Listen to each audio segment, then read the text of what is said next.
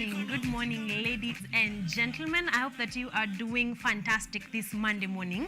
Karibuni sana to Art and Culture Monday. You're of course watching KUTV Kenya right here from Kenyatta University. All right, so you're watching KUTV Kenya. The show ni ile Monday morning Art and Culture Monday that comes to you every Monday from 7 a.m. to 10 a.m. and we are doing fantastic. We have prepared an amazing show for you. You do not want to blink on this one. Hakuna kublink. You might end up missing something. All right, but kama kawaida, let us set pace, set foundation for Art and Culture Monday. Today is the 29th of May. The year is of course 2023. That means May is gone. We are done. We are headed into the 6th month of the year, and we are happy to do this with you. We are happy to do another Monday with you because this is Monday number 22. Yes, ladies and gentlemen, we have been here 22 times this year only, and bado tuko na nguvu because guess what, we have another 30 more Mondays to go before we get to the end of the year, but we are doing it one Monday at a time. All right, one Monday at a time, giving you a great opener of the week, giving you great vibes, extending your weekend by just even a little bit, because we know Monday blues are no joke.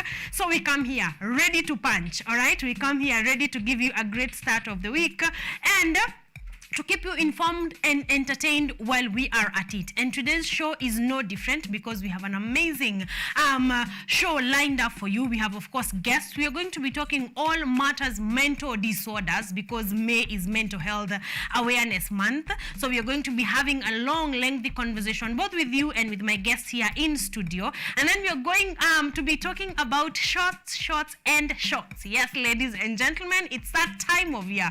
We are going to be talking about the Mzalendo edition of shorts, and shorts, and it's gonna be awesome. It is going to be amazing. You don't want to miss a ticket to this one, so stick around. We are going to be having some fun time right here on Art and Culture Monday. But kama kawaida, of course, we will start with our traffic updates, get to know how traffic is doing wherever we are at, and also our lines are open. You can talk to me on 0739-110-544. That is the SMS and WhatsApp line. And of course, we are streaming live on YouTube this morning. We are streaming live on YouTube, so just look for KUTV Kenya. The show that is running right now is this one. So let me know how you're doing this morning. Let me know how traffic is doing on your side, and let me hear your ideas throughout the show. I am open to hear you. I'm open to read whatever it is that you're going to be sending me, and we are ready to do this show that is Art and Culture Monday. So right about now, let's get this started.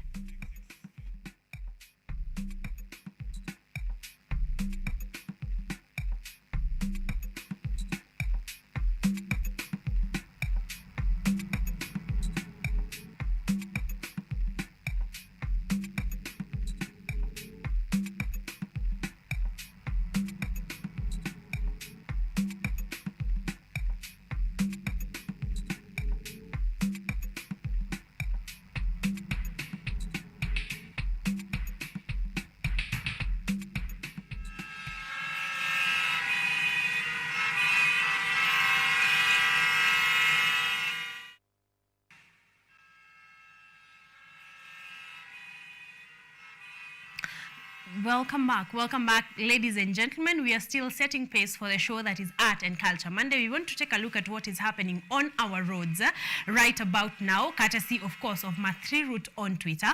But even before we do that, I know you're headed somewhere. It's Monday morning. You ought to be headed somewhere. So kindly give me updates on the roads that you're using and the traffic status are right about now on 0739-110-544, or where we are streaming live today, which is YouTube. We are streaming live on YouTube. Just look for KUTV Kenya and leave your comment there. I'm going to be getting to it in just a bit. But right about now, courtesy of my 3 route on Twitter, someone is saying Ngong Road is still a parking lot. So yes, if you're using Ngong Road this morning, you may be taking a while. Please take note of that. Someone else is saying Ngong Road is bad. Seems like the situation along Ngong Road this morning is not great. Okay, so if you're using Ngong Road, if you can use alternative routes, please go ahead and do so. If you can wait then take some time, and you may just find the traffic will be clearing up in just a bit. Someone else is saying, expect unusual traffic along Riara Road, affecting the larger extent of Riara side. Kuna drivers who wamesalimiana close to Makini. There's an accident close to Riara Road, so that is also going to be messing up with traffic this morning. If you're using that route, please be careful, all right? Someone else is saying Thika Road is slow moving this morning, but at least we are moving. So Thika Road this morning is not as bad, but we are doing good, all right? Someone else is saying Jogoo Road this morning ni bumper to bumper. We are not moving. Jogoo Road this morning is also quite a mess. Remember, it's been raining most parts of the country, if I'm not wrong. It's been raining throughout the night. So, you know, rain plus fog equals traffic in the morning. So if you can make time for that, get out of the house right on time so that you can make time for the traffic, you will have done yourself great justice. But that is it, courtesy of Mathri Route on Twitter. Give me your updates on 0739110544 and also on YouTube, where we are streaming live right about now, and let me know how traffic is doing on your side.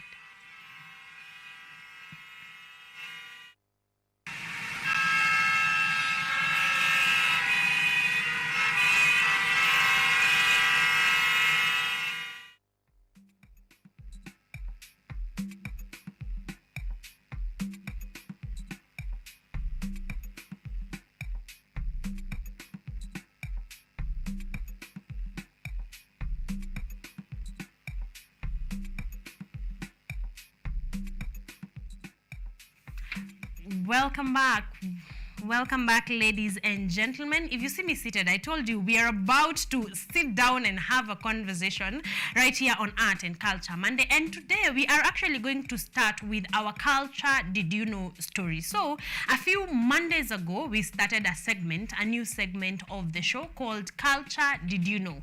And we have been looking at different cultures since we began. We have been taking a look at different cultures, mostly from West Africa. There seems to be a lot of rich traditions from that side, and we have been looking at like last Monday we were looking at a community where men sit down to eat and fatten up and then have a context of the fattest man that is available. We have been uncovering a lot of interesting cultures. We have been listening to a lot of interesting cultures that, you know, have been down here. We have been practicing right here in this continent for a while. And of course, the key is, one, to let you know, because it's called Culture Did You Know? And then number two, to let me know how you feel about it. For me to know how you actually, what are your ideas, what are your feelings about this culture and these practices that used to happen or in some communities are actually still happening. All right, so the whole aspect of this culture segment is to get you to know, of course, and then to get to know your opinion on the knowledge that we have just shared. All right, so today we want to look at a community called the Chewa tribe. The Chewa tribe, that is the people that we are looking at this morning, and they are not any less bizarre than the other communities that we have been looking at. So the Chewa community is a Bantu tribe, mostly found in Malawi. Yes, it is found in Malawi. They are mainly known for their masks, their secret societies, and cultural techniques, which, with one being the festive of the dead. Now, I know when we start talking about festives of the dead, your head runs straight to Mexico, but this one is right here in our continent, kwa neighbors hapa Malawi. So the Chewa community apparently have a festival of the dead, and they do a lot of things. I would like us to run that feature for you to get to know what exactly they incorporate in their festive of the dead, and then I'll come right back and you will tell me exactly what your opinions are on this one. So right about now, our feature story on the Chewa community or Chewa tribe. Did you know the Chewa community is a Bantu tribe mostly found in Malawi? They are mainly known for their masks, secret societies, and cultural techniques, with one being the festival of the dead. During the burial ceremony of a tribe member, it is customary for the body of the deceased to be washed. The corpse is taken to a sacred place where the cleansing is done by slitting the throat of the dead and pouring water through the insides of the dead and extracting through the anterior region of the body. The water is then collected after several cleanses and used to prepare a meal for the whole community, as they believe the dead has been cleaned up of their iniquities. When someone dies, everyone in the community shows up. This is because the Chewa community believes that death is not natural and is usually caused by witchcraft. The tribe believes that witchcraft only works on family members, so those who might have killed the person will be scared to go to the funeral.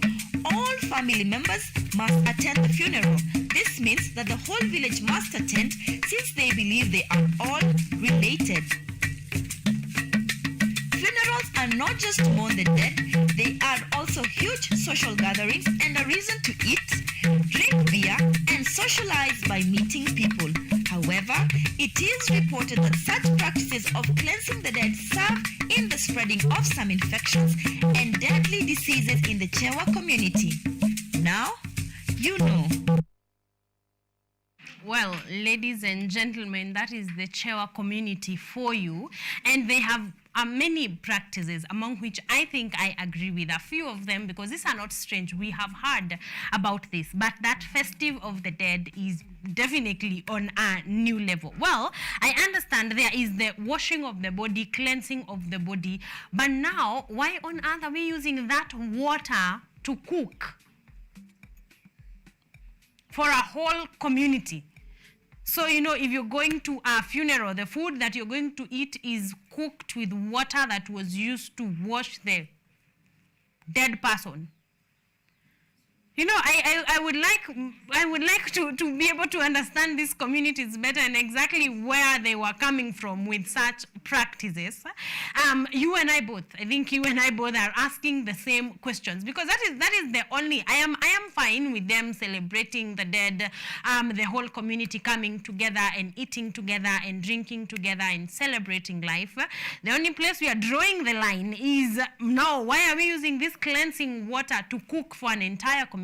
Because, like you have heard towards the end, these practices can serve for in spreading of some infections and deadly diseases in the Chewa community. Because this water, you don't know what this person died from, so you might as well be passing it on to all the other members in the community. But you know what? That was their culture.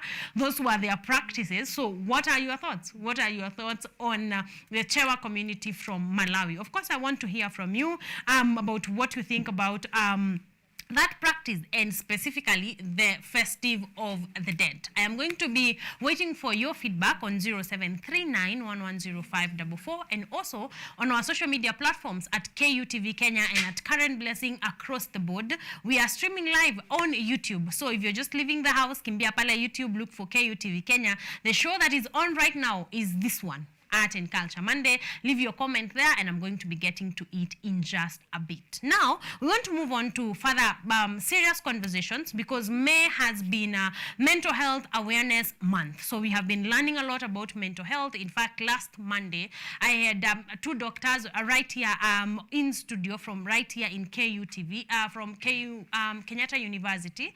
And we had a conversation around mental health and trying to understand what does it mean and what is the difference between a psychiatrist and a psychologist, and we try to disseminate all these things so that we can be able to understand it from a layman's level.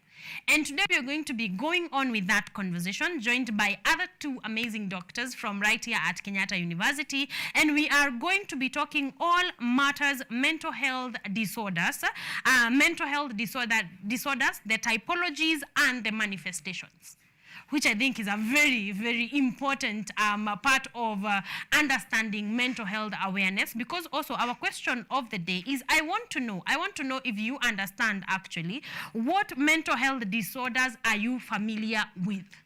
or what mental health disorders do you know? So that by the time we are coming to have that conversation, which is briefly, we will be able to understand what one typology of mental disorder is different from the other, and how do they manifest, and how, we are going to be getting all that information in just a bit.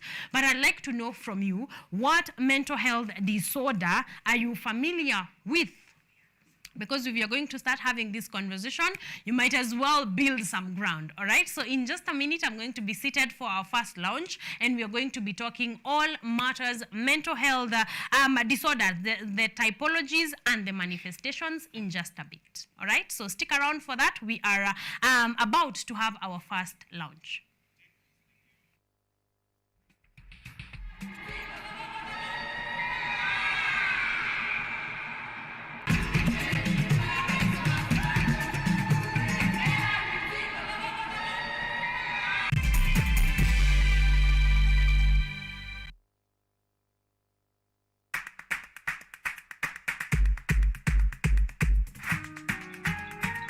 What are some of the ways through which you can develop these skills so that you are comfortably fitting into the job? You have to put yourself in positions where you are uncomfortable in the sense that you are not clear about what to do.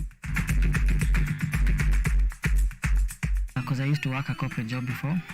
So when I left, I happened to visit someone's farm around this area. So this project is called Security Breach Detector and Readiness Familiarize. It is meant to be used to detect, detonate explosives. We'll tackle all the tough issues, discuss all the weird moments, and hopefully share a few laughs along the way.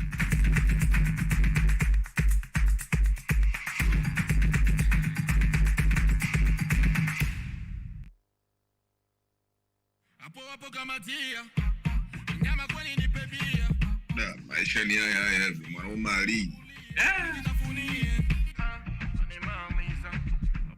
Sielewi yani tunasikia maboko likolo. Yaani ukiniangalia tu mwamba huyu anafiti sehemu fulani. Wewe inakaa. Without your love, I can't move on. Yo, that's your boy Rhino the Don. Keep watching and listening to KUTV.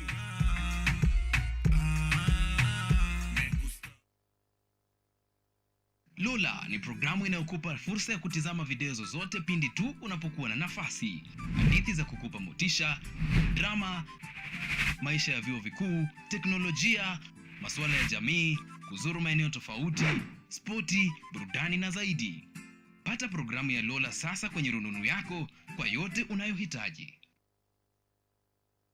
On this week's episode of Fashion Diaries, Jadi music group was releasing, and the release was a success. So when we are giving you that, we also complement it up with any other thing that should and can complement that suit in accordance with the spectrums of the suit in question.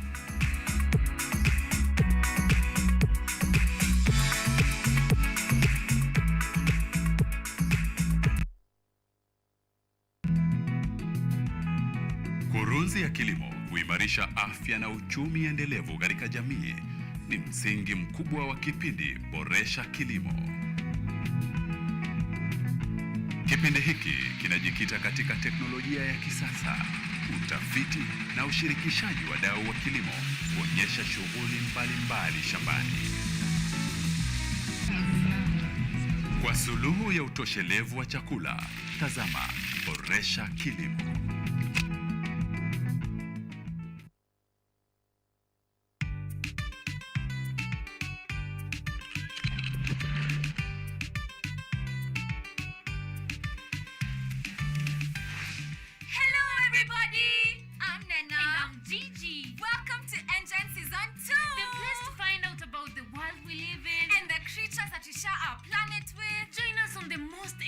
Adventures across the African continent. See breathtaking wildlife, stunning landscapes, and out of this world technologies. Meet incredible scientists and learn fantastic facts. Explore, discover, be amazed. Be part of the next generation of African change makers. Be a part of Engine, Africa's #1 science discovery program. Yay! We're learning every day. Engine leads the way.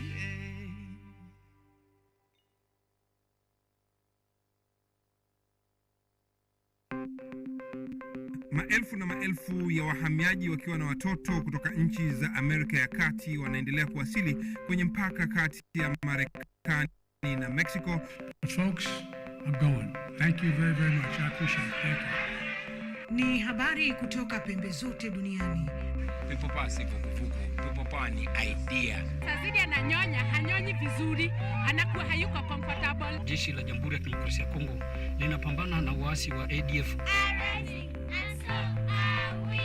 Kwa sasa wanatoa wito kwa mashirika, makampuni na vile vituo vya uchukuzi. Mambo mengi yatakwenda kama yalivyopangwa. Hapa ni kuna mmoja wa viongozi wa chama cha wavuvi katika eneo hili. Zaidi tunajaribu kuwapa chanjo ili ina boost ama inanyanyua kinga ya mwili, ndio inaenda kupelekea kupambana na virusi. Ni duniani leo, Jumatatu mpaka Ijumaa, moja kwa moja kutoka VOA Swahili, Washington DC.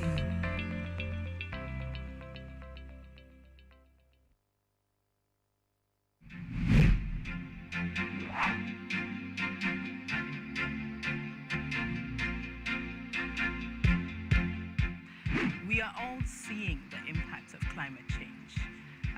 In Kenya, for example, the frequency of the floods is becoming more and worse. The amount of people and livestock we are losing.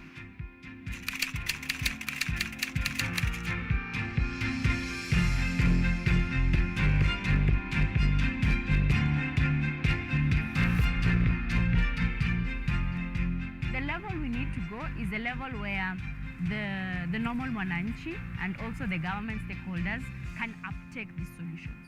Those small acts multiplied by millions of us will help make a difference in the world at the end of the day. It's just a slight behavior change that we need, and you'll find that it serves us a bit more than you put in, and that's the goal. We want to live a better world than we found, because at the rate we are going, it's dire. We will secure the planet for future generations.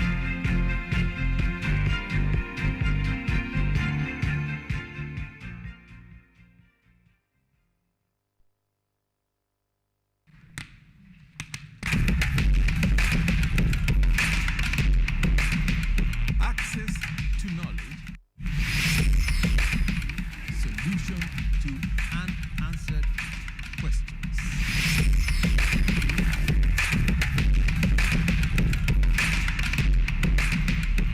Guidelines to pursuing your rights and repossessing your property, intellectual or material. This and more, only on Law Matters.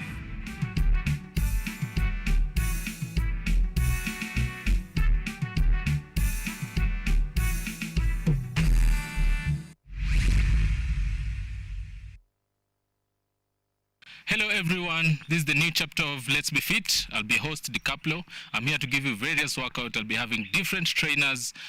We'll have Zumba classes, we'll have aerobics classes, we'll have box exercise, we'll have kata box, just name them.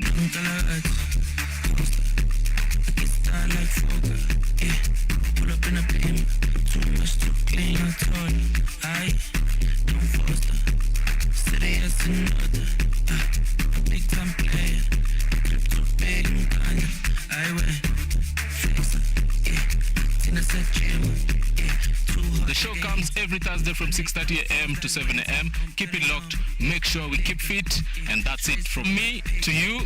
Let's be fit. I went flexer, Tina said too hot like a heater. My neck down froze like winter. I'm very later, try some picture.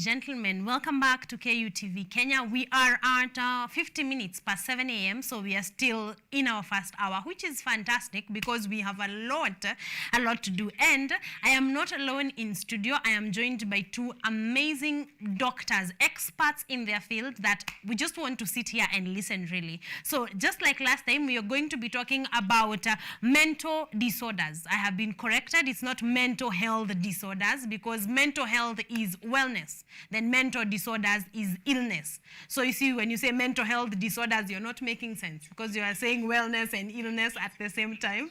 So we are going to have a conversation on mental disorders, and I am joined by Dr. Agnes from right here at KUTV and Dr. Ongecha, who was with us here last Monday. So that will be a good continuation. So I just want them to say hello, to tell us their respective departments before we start. I think we can start right here with Dr. Ongecha.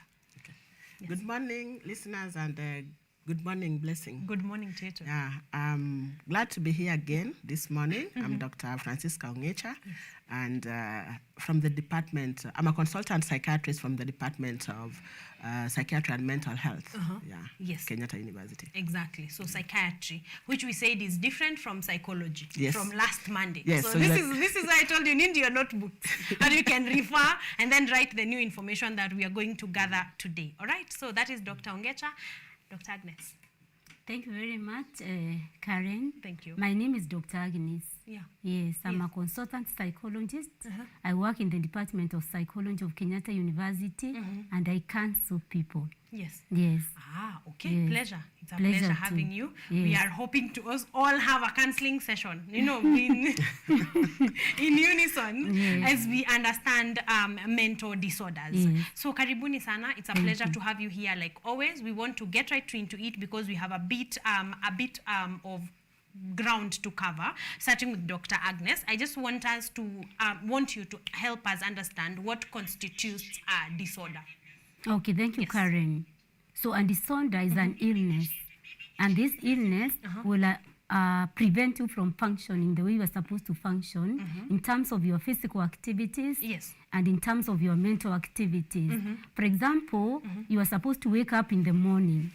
Yes, and you go to work. Yes. But you can be sleeping. You are a father, but you are sleeping instead of going to work. Yes. So there's a physical activity that you are not doing. That you are not participating Yes, in. you are a mother. You are not waking up to prepare your child to go to school. Yes. So instead of that, you are sleeping. Or for example, you sleep under the bed because you say there is something on top of your bed. Yeah. So the physical activities have been impaired negatively, and then the mental activities. For example, one mental activity is problem solving. Yes. You can't solve any problem. Instead, you start to cry. Yeah. And you are somebody who is like for the something years. Yes. You cry. And then decision making, you can't make even a small decision because your brain is full of confusion, giving you the wrong signals. Yes. And so when that happens, we say that you have a mental disorder because you are not able to function the way you are supposed to function, both mentally and physically. But in assessment, there must be a cluster of symptoms that now you must have for us to say that you have a disorder because you can have a symptom of a mental illness, but that doesn't mean you have a disorder. So there's a cluster of symptoms that we usually look at during assessment to say that now the person is having a disorder. A disorder. Yes. So it cannot just be one symptom. That No, is it can't. Like now I have a symptom of a mental disorder myself. Yeah. Because with this hand that I'm carrying, this hand is supposed to be carrying me, but I'm carrying it. Yes. Because of the accident that I got. Yes. So for me, I have a symptom of a mental disorder, a mental health problem, but it is not a disorder because it doesn't meet a cluster of symptoms for it to become a disorder. Yes. Yes. Ah, okay. Yes. I like that understanding because Dr. Ongecha, if you can remember last week, we talked about disorders having something, the person is not participating in society like they should. Because now when you have not woken up on time, you've not taken kids to school, you're not playing your part in society. All right, thank you for that. So I want us to get back to mention common disorders in a brief overview, and then we can also take us through 3 non-common because I know there's a list of the common disorders every other day, but also there are some others that are non-common. So Dr. Ongecha, if you'd be so kind to take us through that. Thank you very much, and I think I'm glad that we are here because we had told our viewers that we shall now now be able to discuss the mental disorders this morning. Yes.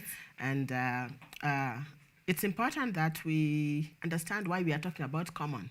Yeah, I don't want to scare people, but just like any other system in the body and discipline of medicine, mental disorders are many.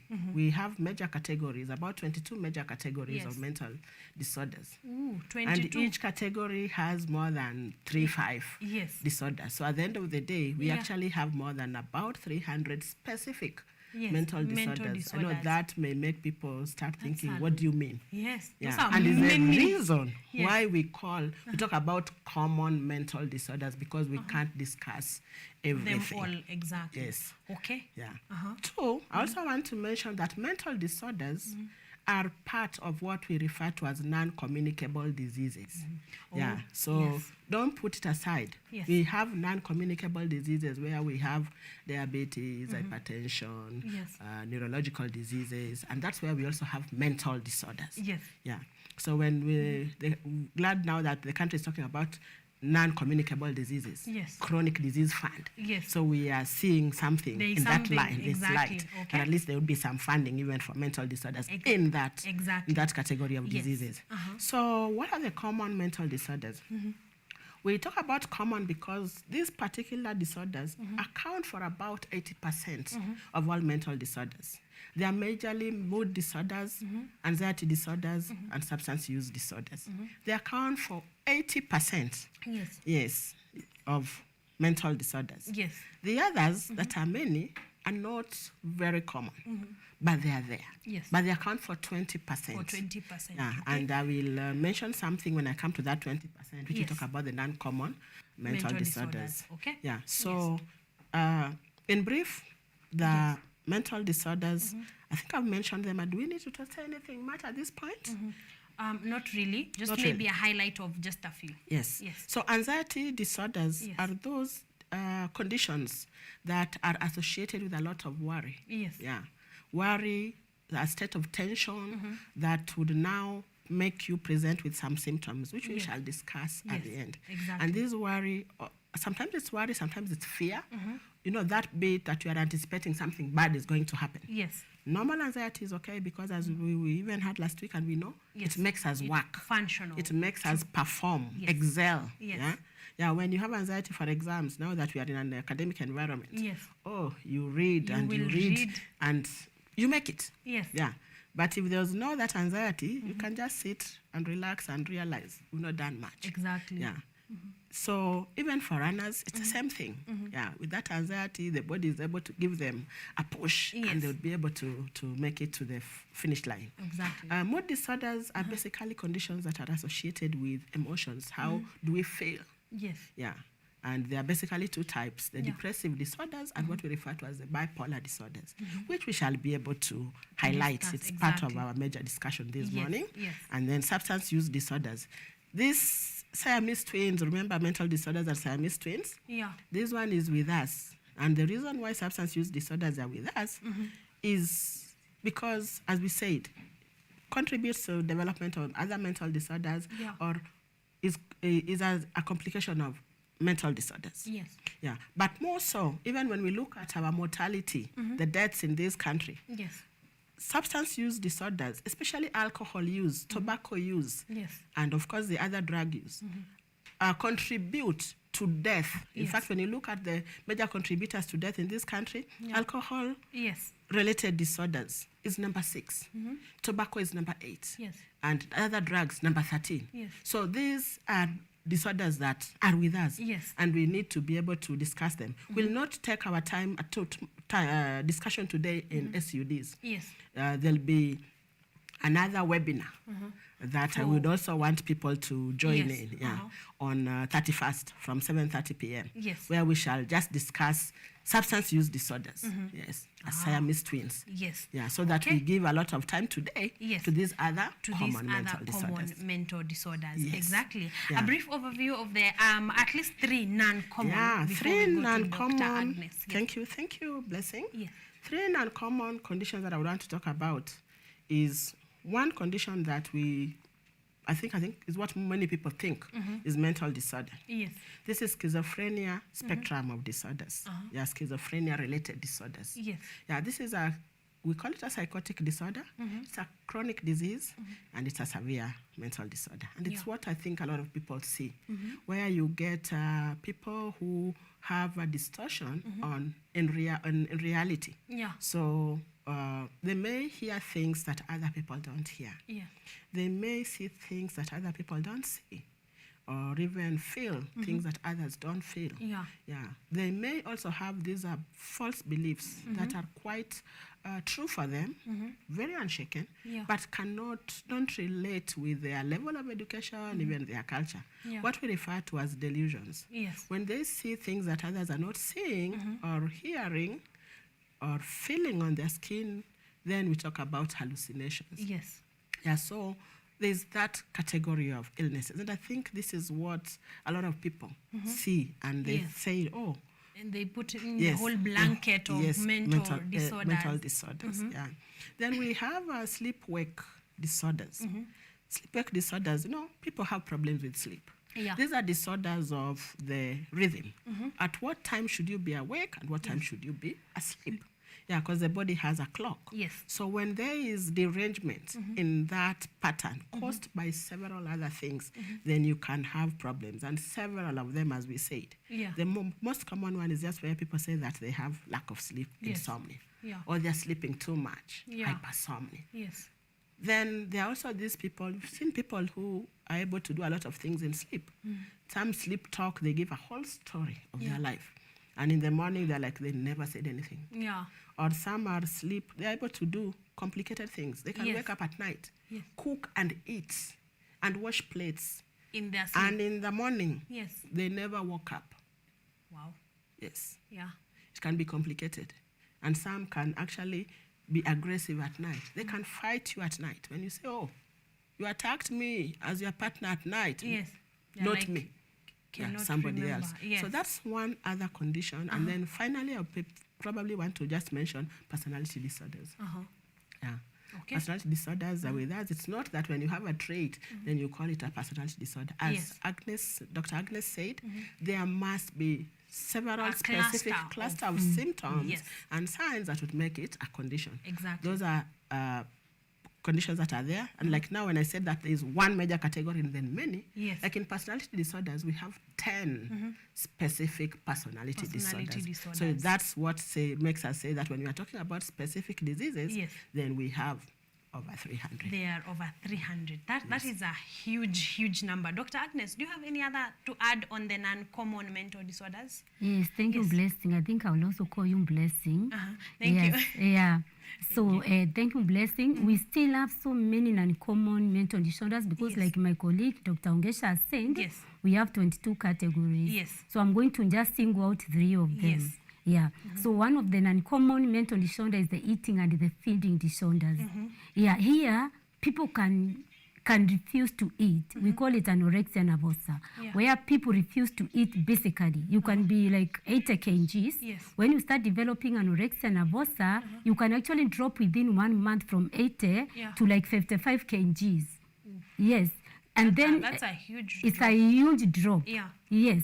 And actually, when you look at the structure of the body, they look extremely thin. So they have to be fed intravenously because they cannot be able even to survive by the time they are taken to hospital. Yes. And then others can eat non-stop. Yeah. Not because they want to eat. Remember, we are talking about mental disorders. So the brain is not working. So they eat and eat and eat, and they cannot control the eating. We call it the binge eating. Yes. Yes. Okay. And then when they eat, they vomit. Bulimia nervosa. Bulimia nervosa, they have the normal body weight. When you look at them, they are beautiful. They look okay. But they eat and they vomit. They induce the vomiting because they are not happy about their body. No, the body image. They have a problem with the body image because they have an erroneous belief that there is something wrong with their body. Either they are too fat. Yes. So they are eating, but then inducing vomiting so they can... Yes, they're inducing vomiting because in their brain, they are not okay. They are fat, but they are not fat. They have the normal they have the normal body weight. weight. So what happens is that they actually get sick. They have lacerations on the tongue because they are vomiting. They get other complications, physical complications as a result of that. Yeah. Yes. And then there are some who will eat other things like blanket. They eat papers. Picker. They just eat non-food objects and they keep on eating. And it's not because of pregnancy. No, it is because it's an entirely different mental illness. It's not because of, they can even eat rocks. Yes. And their stomach can develop now problems, but they cannot stop themselves from that. Oof. Yes. Seems that it's a whole spectrum. It goes from mild to Yes. very bad. From mild to very, because it's a disorder. You see, now we are talking about disorders. It's actually very bad. Yes, because like anorexia nervosa, they die. Yes. Yes, when the intervention is not given, they die. Yeah. Then another uncommon mental disorder is what we call dissociative. Where you get dissociated from your self-blessing. You can walk away from your family from Nairobi and go to Mombasa. Get married, you want a family in Nairobi with 3 children and a husband. Yes. You actually leave your family, completely forget you want a family. Go to Mombasa and get married and get another family in Mombasa. Then you can see a relative coming from home and they find you there and they tell you, aren't you our sister? Yes. And then you even call the police on them. Because you disassociated with. You disassociated completely because they affect the memory. You can't remember. Okay. So you call the police, and this family member has to go back home and bring a lot of people to come and confirm that this is their sister. Yes. Yes. Well, that's another extreme one. And we have amnesia, the normal amnesia, the one you see on TV. I think in the movies you see a lot of There's amnesia. a lot of amnesia. There's a lot of amnesia. Where you forget localized amnesia, you can forget a section of your life. Yes. It can come back later, but it is amnesia. And then where you lose completely reality and you observe yourself as if you are another person. We call it depersonalization. Yes, it's like you're observing another person, but not you. You are not in touch with the reality. Yes. Yes. Like it's like an out-of-body experience. I am thinking Karen is there. Yes. Wow. Yes, because you are 2 people in one. You have become depersonalized because you are dissociated. Yes. We call them dissociative disorders. They are uncommon, but they are very severe. There is no mental disorder that is not severe. Yes. Yes. True, because now when we're talking about the effects and how it is making you behave and how it is, those are very severe complications. Yeah, they're usually very severe complications. Yes. Yeah, then the last one is impassivity and conduct disorders. Some of the people you see, impassivity and conduct disorders. Some of the people you see on TV putting houses on fire, they are mentally sick. It is called pyromania. So what they do, they have no control over that. So when they feel they have to set the house on fire, because sometimes that mental disorder, it is connected with sexual orgasm. So when they set the house on fire, they get a sexual orgasm. So they can't stop. Setting the house on fire until the police catch up with them, and that is why we have so many people with mental illnesses in the prisons. Yes. Yes. Wow, because those are ridiculous connections. Even Yes. I think this discussion was needed. Yes, and I want to give you one more example of that. Kleptomania, where you steal everything. You can be a high school student, but you are stealing everything from your teacher's books, from the student books. You steal everything, not because your family is poor, but you have a mental illness called kleptomania. So when they come checking your desk, they find everything piled up in your desk. Yes. Yes, but you can't stop because you are sick. Yeah. Yes. And if that is not handled properly, then a lot of them may be in prison because those are serious repercussions. In prison, we have so many people with mental disorders. Okay. Yes. Yeah, maybe we needed this conversation in order to be able, like if this gets to government level, how we can know how to deal with these things apart from just imprisoning people for 20 years, for ages. Exactly. Yes. I hope that you guys at home are taking notes and, are looking into people, friends and family to try to understand maybe where they are coming from all these things. Well, I want us to then get our hands dirty and start with mood disorders.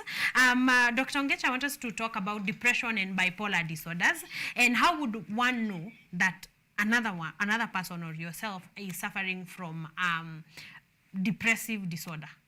Okay. Yes. Thank you. Let me just mention something about what Dr. Agnes has said. Yes. Yeah, she said we have a lot of people who are sick and are in prison. Yes. And the beauty about the prison and the justice system is that the law does not allow a judge or a magistrate to convict. Yes. Yeah, or incarcerate somebody who is mentally unwell. Yes. And for that, actually all our prisons have a block for the mentally ill. And our prisons also, we have prisons health services, including a director. So they are able to take care of them. And normally patients, mentally ill offenders, we call them mentally ill offenders, would be brought to psychiatric facilities or hospitals, county hospitals for review, and therefore they are normally taken good care of. Yes. Yeah. So we are already a step further in terms of what our government is doing and what our justice system is doing. There is something that is already been done. Well, that is good news because you cannot imagine someone serving life imprisonment for something they did because they were mentally ill. No. That one, the judiciary is quite clear. Yes, so about far that. we are and doing of course, well. Human rights law, it's unfair to do that. All right, so we are doing well. As a government, so far, so good. All right, let's now jump to your question so on now depressive you disorder. asked me a question, and we talked about mood disorders and especially depressive disorders. So we start with depressive disorders. Yes. So basically, depressive disorders are, maybe we ask, what is mood? Yes. What is mood? It's just a subjective expression of their emotions. Yes. Yeah. How do you feel? Like you were asked today, how do you feel? Exactly. Yeah. That's basically I'm asking you about your mood. Yes. Yeah. I am feeling very happy this morning. I usually am on Monday mornings. Usually very, very hype. You are hyped for Monday. Yes. Yes. Yes. So just like you have said, you have mentioned subjective. Yes. It is subjective because it's your experience. Exactly. I can't change it for you. Yes. Yeah, it's your experience. I'm just asking, how are you feeling? Exactly. So in terms of depressive disorders, we are basically talking about people who have this condition with a low mood. Yes. And low mood comes with also different varieties. Yes. Yeah, there could be anger, there could be irritability, there could be dysphoria, you know, that unpleasant mood that you wake up in the morning and you are not this and you are not that. Yes, you're just there. And you're just there. So an experience of that low mood that occupies you most of the day, yeah, or most of the times in a week, yeah, then that is when we start talking, no, that is now something that one needs to attend to. And what happens when you have low mood? Definitely a lot of things come with it. Yeah, things like lack of energy, feeling that you don't want to do anything, not the things that you like, so lack of pleasure, or lack of interest in what you are doing. Then outside that, there are those things that are going to now happen in your body. And Dr. Agnes had alluded to some. So you'd have what we would refer to as vegetative symptoms, those things that make us survive. So you may start realizing you have a problem with your sleep, yeah, that you don't find it, you either don't sleep well, or you again, people say you sleep a lot, but normally you spend a lot of time in bed. Yes. Yeah, not necessarily sleeping. Yeah, but some people actually sleep a lot. Yeah. But otherwise, just because of lack of energy, they would spend a lot of time in the bed. They find it so difficult. They have to drag themselves so much in the morning. They can wake up for 5 hours. Yeah. You know, trying to wake up, They're still waking up. and they are waking up. Yeah. Then appetite. Yes. Some of them will have poor appetite, which is the usual that people know that if you are depressed, then you don't eat. Yes. But some will eat a lot. It's like they're trying to get some consolation in the eating. So again, that comes to issues of weight. Yes. So there'll be loss of weight for some. Yeah. Increased weight. Yes. It's so sad if you are going to have good appetite and your weight increases. Yeah. And you are depressed. People say no. You can't be depressed and you are even, they look at you and they feel that you are even living better than what you were before. Yes. Are you telling us you are depressed? Yes. Yeah. So there are those opposites that sometimes people don't associate with depressive disorders. Yes. Yeah. Then when there could be this slowness in what you are able to do. Some of us are very fast. Yes. Such that when we are slow, we are asked, are you well? Yes. Yeah. But now, for depression, that would go down even for people who are slow. The energy goes and they will take a lot of time to do their things. Yes. So that's another category of symptoms. And then the last one I want to talk about cognition. Yes. Remember we said that mental disorders have issues of emotion regulation, yes, which is now the mood we've talked about, yes, the sad mood and all that, irritable mood. Then we have thinking, thinking and feeling. So I'm going to talk about what are those cognitive symptoms or cognition or thinking symptoms that appear. One is normally poor concentration, impaired concentration, which also comes with poor decision making. You had Dr. Agnes talk about decision making. Feelings of guilt, that probably you've done something or you're not able to do something and it's bringing this. Low self-esteem, low self-esteem. The moment you start thinking about, oh, I can't be able to do this, I'm not equivalent to so-and-so, I don't have this. So that bit of thinking, those are the kind of symptoms that come with it. So these are some of the symptoms that people will experience. But then, as we said, they'll realize that they're affecting their ordinary work.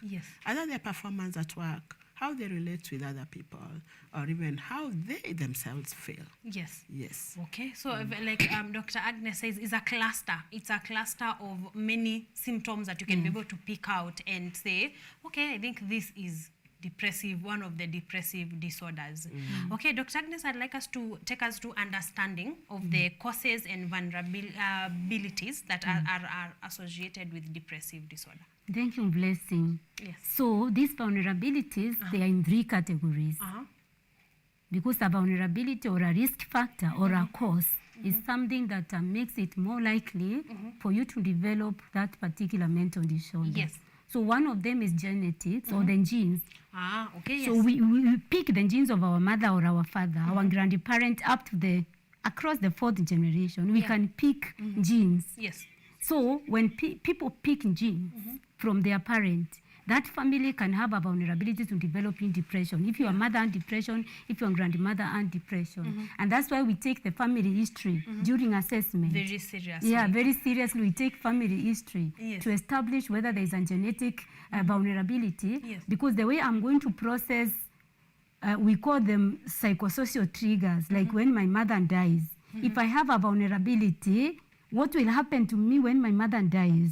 I can actually develop clinical depression instead of the normal grief depression. So people are waiting for me to wake up because my mother has died. Other people have woken up, they have gone to work, but me, I'm sleeping. And people are thinking, oh, give her time, it is because her mother is dead. But kumbe me, I had a vulnerability. So people don't know, kumbe I'm developing what? Clinical depression. Then what happens? They come one day and they find me dead because I killed myself in the house when I'm alone. As they were waiting for you to recover, to grieve. Recover. Kumbe, I developed clinical depression because of that vulnerability. So genetic is actually very serious. Okay, so genetics. Genetics, then we have a chemical imbalance, which Dr. Ongesha, they were talking about even last week. The chemicals in the brain, we call them chemical messengers, but they can be high or low. So for depression, they are usually low. So when the chemicals are low, like dopamine, then one has a vulnerability of developing now depression. So, and the dopamine can be affected by several factors, including drug and substance abuse, which now is also a factor, a biological factor, because drugs, they usually imitate the chemical messengers and they take the work of the chemical messengers. That's why when you take alcohol for some time, your central nervous system gets depressed because usually what happens is that the alcohol itself becomes a neurotransmitter. It becomes a chemical messenger. So now, so now when this is where there is all the difficulties in withdrawal because they replaced.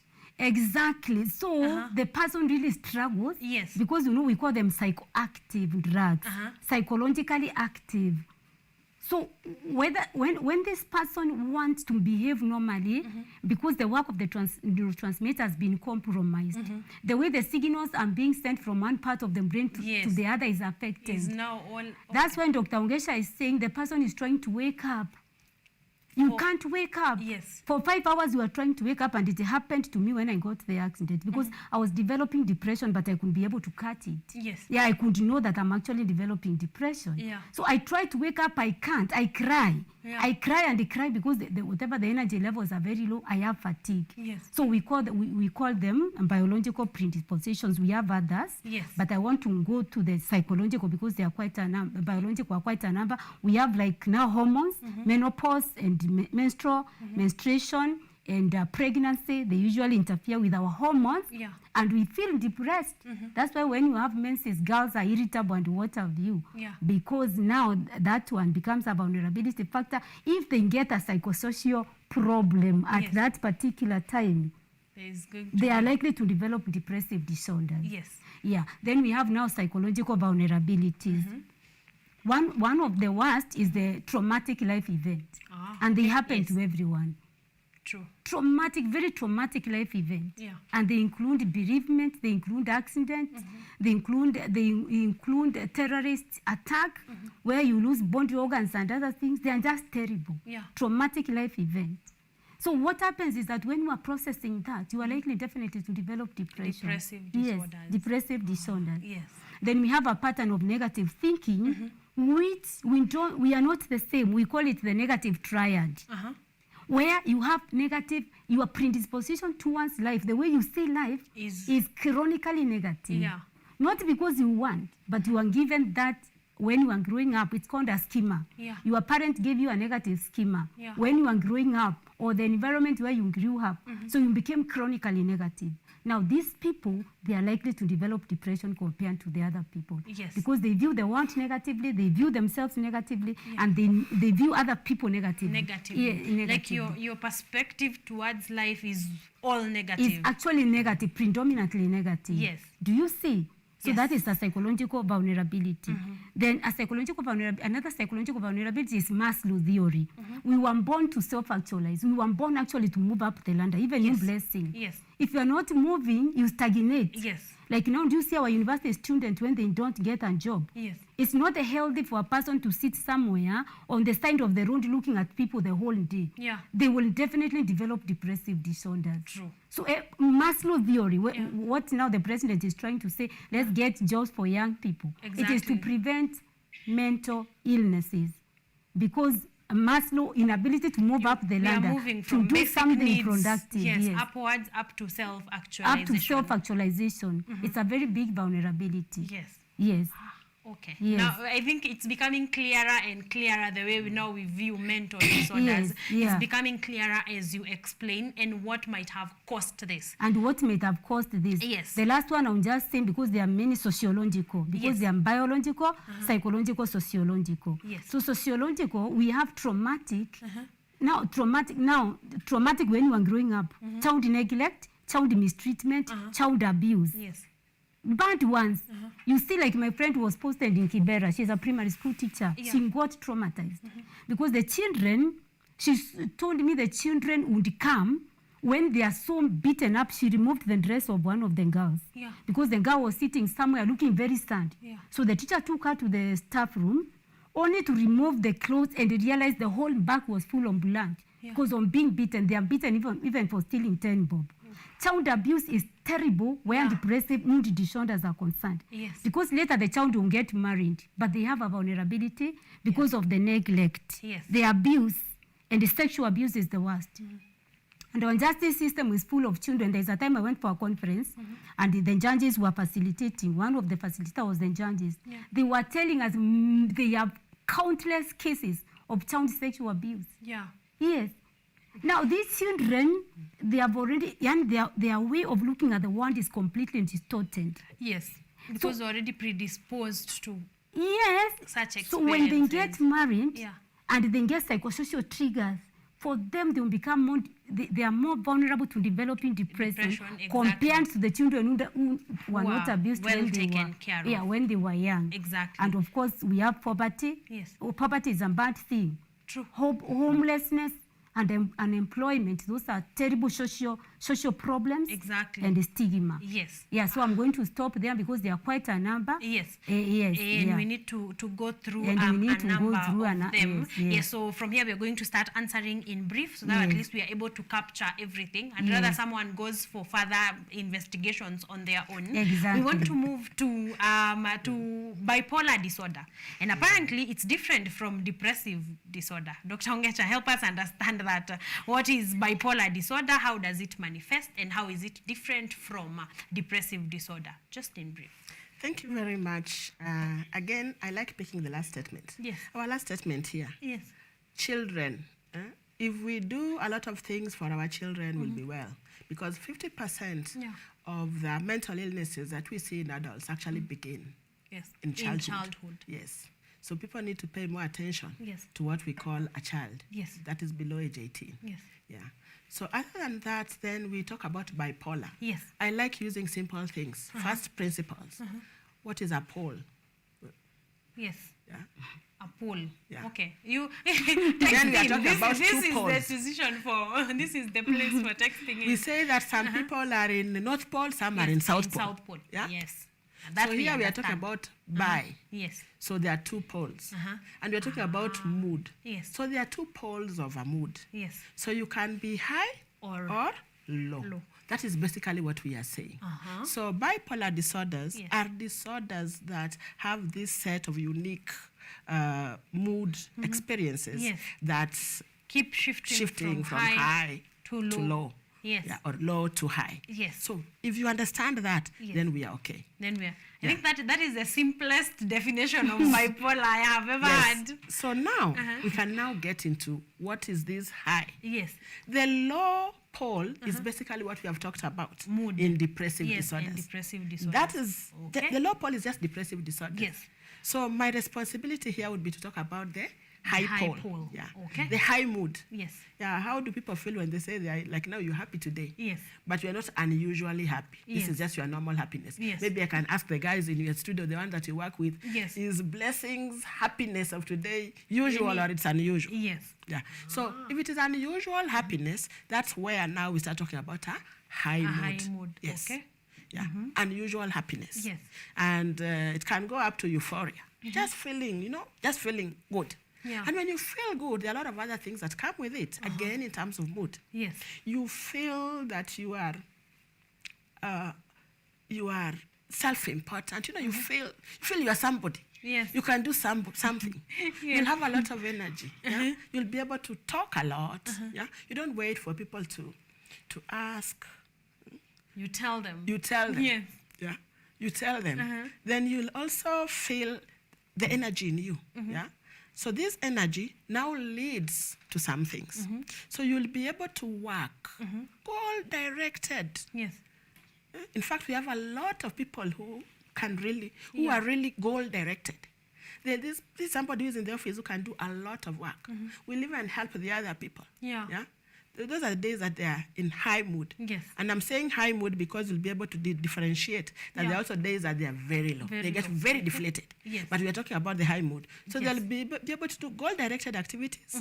They'll be able to, they engage in reckless behavior. I mean, they are go-getters. They can try anything. Yes. Yeah. They don't mind driving while drunk. Yeah. They don't mind getting into risky business. Yeah.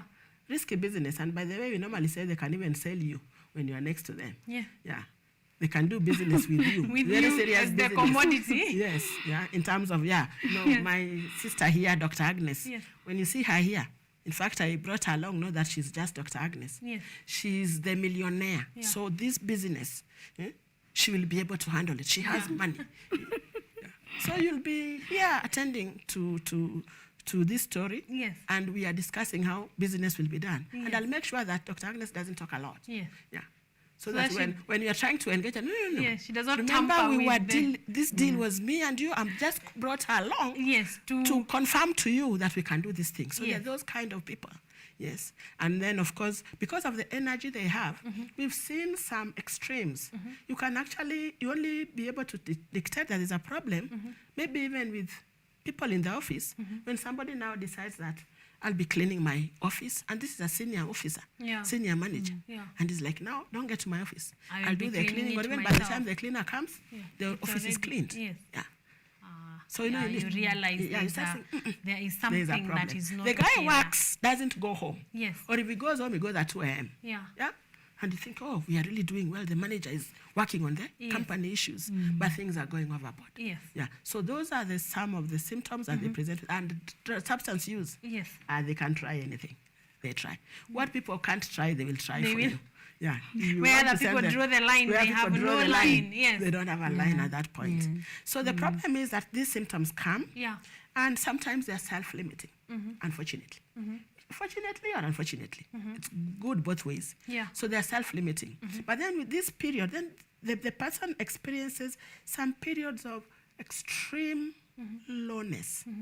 The symptoms that I that you listed initially for depressive disorder. So what happens is these are people who experience this high mood, which we refer to as manic or hypomanic episodes, and these low mood that are depressive episodes. They don't happen at the same time. Yes. Yeah. So I can't present with a manic episode, maybe even this month. Yeah. Then I go quiet. If I'm treated, I will be okay, but sometimes they're self-limiting, 3-4 weeks on. Yeah. Then maybe 3 months. From now. Or even 3 weeks. I'm so low. You give me work, there's nothing coming out of my desk. Yes. And people don't understand. In fact, you hear some people saying, somebody so-and-so is normally high, sometimes low. You don't even know what's happening to them. Yeah. Yeah. Sometimes they are very active. Another time they are not active at all. Yeah. So for us to make a diagnosis of bipolar disorder, there must be this episode of high mood at one time in their lives. Yes. Yeah. Okay. So there has to be. There has to be. Yeah, if we only have depressive episodes, then we talk about a depressive disorder. Then we talk about a depressive disorder and not exactly bipolar. Not a bipolar. Yes. Unfortunately, again, you can start with depressive disorders, then later on you get a manic episode or that high mood. That is a time now will change your diagnosis from a depressive disorder to a bipolar. And that is important because sometimes people say, we don't know what this doctor is saying. The other time they said my sister has depressive disorder. Now they are calling it bipolar. Yeah. It is simply because 60% of the people will start with a depressive disorder. Yes. 60%. So it means that at that point, their diagnosis will be depressive disorder. Yes. Yeah. But the moment that they get a high mood, then we know we are dealing with somebody who has a bipolar illness. Okay. And that will now distinguish their even treatment. Exactly. Yes. Okay. So what are these causes or vulnerabilities, Dr. Agnes, associated with bipolar disorder? Thank you, and blessing, and thank you, Dr. Ongesha. So actually what the scientists have found out is that 90% of people with bipolar, they come from families where family members are bipolar. So the first one is genetics. Yeah. 90% is a very high percentage. Yes. Yes, but there's a predisposition again of child abuse, child neglect. You see, this abuse when someone is 0 to 12 years is actually so bad because it can give you compartmentalization. Yes. Where your personality can be split. Do you see? Yes. And the way of coping becomes maladaptive. That's how you develop bi and po, the two poles that Dr. Ongesha is talking about. Yes. So chronic child abuse, continuous child abuse, whether physical, or whether emotional, sexual, whether emotional, is actually a very big vulnerability factor. Yes. And we have a few risk factors, for example, advanced age, the levels of education, the way we process things differ. Low levels of education, they don't process psychosocial triggers very well, or the things that happen to them in their lives. Yes. So it is a protective factor. Education is a protective factor. Yes. Okay. Yeah. So those are some of the risk factors for bipolar disorder. For bipolar disorder. Yes. Well, I'm liking that we are going from what can cause to what the illness looks like before now we move to how treatment is done. Yes. I want us to move to psychotic symptoms. Dr. Ongesha, take us through psychotic symptoms and how they relate to mood disorders. Okay. Yes. Before I get to psychotic symptoms, which of course I'll be able to explain, there's a common symptom that runs across all mood disorders, Yes. which we call suicidal ideation, which suicidal thoughts. Yes. Yeah, quite common in Yes. those two conditions we've talked about. Yes. Mood disorders, Mood whether disorders. it's depressive illness Or bipolar. Yeah. Yes. So a common symptom they Yes. share It's is suicidal. Suicidal Yes. ideations. Yes. Yes. Yeah, with suicidal thoughts. Yes. Yeah. Unfortunately, sometimes they end in death Exactly. by suicide. Yes. Yeah. So you are asking about psychotic symptoms. Yes, psychotic symptoms and how they relate to mood disorders. Okay. Yes. Yeah. Psychotic symptoms are basically two major categories of symptoms. What you heard me talk about under schizophrenia, the hallucinations and delusions. Yes. And the hallucinations are where one sees stimuli, where the senses are able to see, respond to a stimuli when there's actually no stimuli. No stimuli. You are seeing me here because Yes. I'm here. Yes. But if you are seeing 6 people here with me, and we can see there are no 6 people, Yes. then remember there's no stimuli. Exactly. Yeah, the senses should only be able to see. Yes. Yeah. That to respond, what is exactly to respond to a stimuli. stimuli. We have 5 types of senses. Oh. So it could be the eyes. Yes. Eyes should be able to see. Exactly. If it's the ears, they should be able to hear. Exactly. And there should be that stimuli, that noise Yes. that the ear is able to hear. To hear it. Whether that noise is a sound, music, or just a speech like we are talking, Yes. it's fine. But there should be somewhere There should be a stimuli somewhere. That's the Yes. voice or the noise. Then we also have the skin. This is whiskey. Yeah. And I can taste whiskey. Yes. When it's actually pure water. Yes. There's Then a there's problem. a problem. Yeah. Or you give me tea and I start saying that you've put salt in my tea. Yes. There is a problem, which a lot of patients do complain about. True. That these people are trying to poison me Yeah. in my tea. They put salt instead of sugar. And they can argue forever. Yes. Actually, that they even stop eating Yeah. food cooked by whoever they think Yes. puts things in their food. In their food. That's gustatory taste. Yes. And then the smell. Yes. There are people who can even move houses Yes. simply because where they stay, there is Yes. a smell. Exactly. They will remove all their clothes, wear clean clothes. Yes. The smell is still with them. Yes. Yeah. That is now olfactory. So all our senses can Yes. give us hallucinations. Yes. Yes. So those are what we call symptoms, the psychotic symptoms. And then the delusions. Yes. This false belief that something, you are somebody who you are not, Yes. or people are following you. You've had people complain a lot that so-and-so is planning my death, Yes. or he has sent people to spy on me. Yes. Yeah. Everywhere I go, they are following me. Yeah. Yeah. The unfortunate thing about these psychotic symptoms is that they lead to quite a lot of harm and also even crime. Yeah. Because imagine if I'm thinking that Blessing wants to harm me. Yeah. Blessing has no idea that those are the thoughts that are going through my brain. Yes. So I can feel that I've had enough. And therefore, I start planning how I want to deal with the Blessing once and for all. When we say once and for all, it means how I want to kill Yes. Blessing. And it actually happens. Yeah. It actually happens. So the results So- of it can be very ugly. Yes, in the end. results, yes. So those are paranoid delusions. But we also have people who have some other interesting delusions. Sometimes they feel that somebody is in love with them Yeah. and they don't like that person. Yeah. They're not in love at all, but this person loves them so much. Yes. Even the person has no idea. Yeah. But here, they are very convinced. Yes, that So they would somebody really is want to indeed even in run love with away. them. Yeah. They again can even move houses. They can even leave a job. Yeah. Because they can't just stand it. The manager and them, they're not interested. Yes. Yeah. So it tortures them so badly that they end you can up just leaving the job see somebody or refusing moving to the go to work. house. Then Exactly. you're wondering, why are you not going to work? No, I'm not Yes. going. I'm not going. Yeah. So those are what we refer to as psychotic symptoms. Yes. Now, in relation to the two disorders we talked about, in depressive disorders, we have several of them. I just didn't mention them. We have our major depressive disorder is the most severe, but then we have these other ones that can linger on for 2 years, 3 years. You feel those low symptoms of depression that we've talked about. You feel better. They're not so bad that you go to hospital, but you are normally in this mood. You can only be well for probably a period of 2 months only. Then again, you start feeling symptoms. Yeah. That's what we refer to as a dysthymia, persistent. depressive disorder. Then there's the one for menses. Those ones are okay, they'll not come with psychotic symptoms. But the major depressive disorder can reach a stage that now you have persecutory delusions. Remember the negative triad? Yes. Very common in severe depression.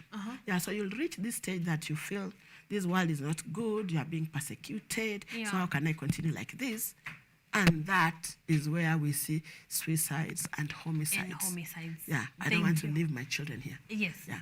Again, in bipolar, similar symptoms would arise. Yes. Yeah, they would start getting suicidal ideation. For them, the delusions would be a lot of grander. They can do much. Yes. They can actually even give all their money. They can be very philanthropic. They can go to the bank. Yeah, you've seen people feel so bad when their siblings went to the bank, withdrew all the money, but they just buy anything. Things that they don't need, very expensive, and they can't be asked. Yeah. So again, when that happens, because they have that grandiosity that they are very important and they can feed anybody. Yes. Then when this happens, actually, normally for people with bipolar, after they get from that high, some of the consequences of the low, I mean, what makes them feel low is now the consequence of their behavior. Of their behavior that they, because now they would find themselves very bankrupt. Exactly. They've messed up their job. Some even stood up to the manager. Yes. And said, to hell. And got fired. Yes, to hell. This is not the only job. Yes. Yeah, no. Vulgarity. Yes. And then left. Then now, when they now get well and now cannot stand what the repercussions of what their behavior has caused. Yes. Exactly. Thank you for bringing up suicide and homicide, because that is our last conversation on this. Dr. Agnes, just take us through how suicide and homicide relates, one, with mood disorder, and maybe highlight any additional risk factors that are associated with suicide and homicide.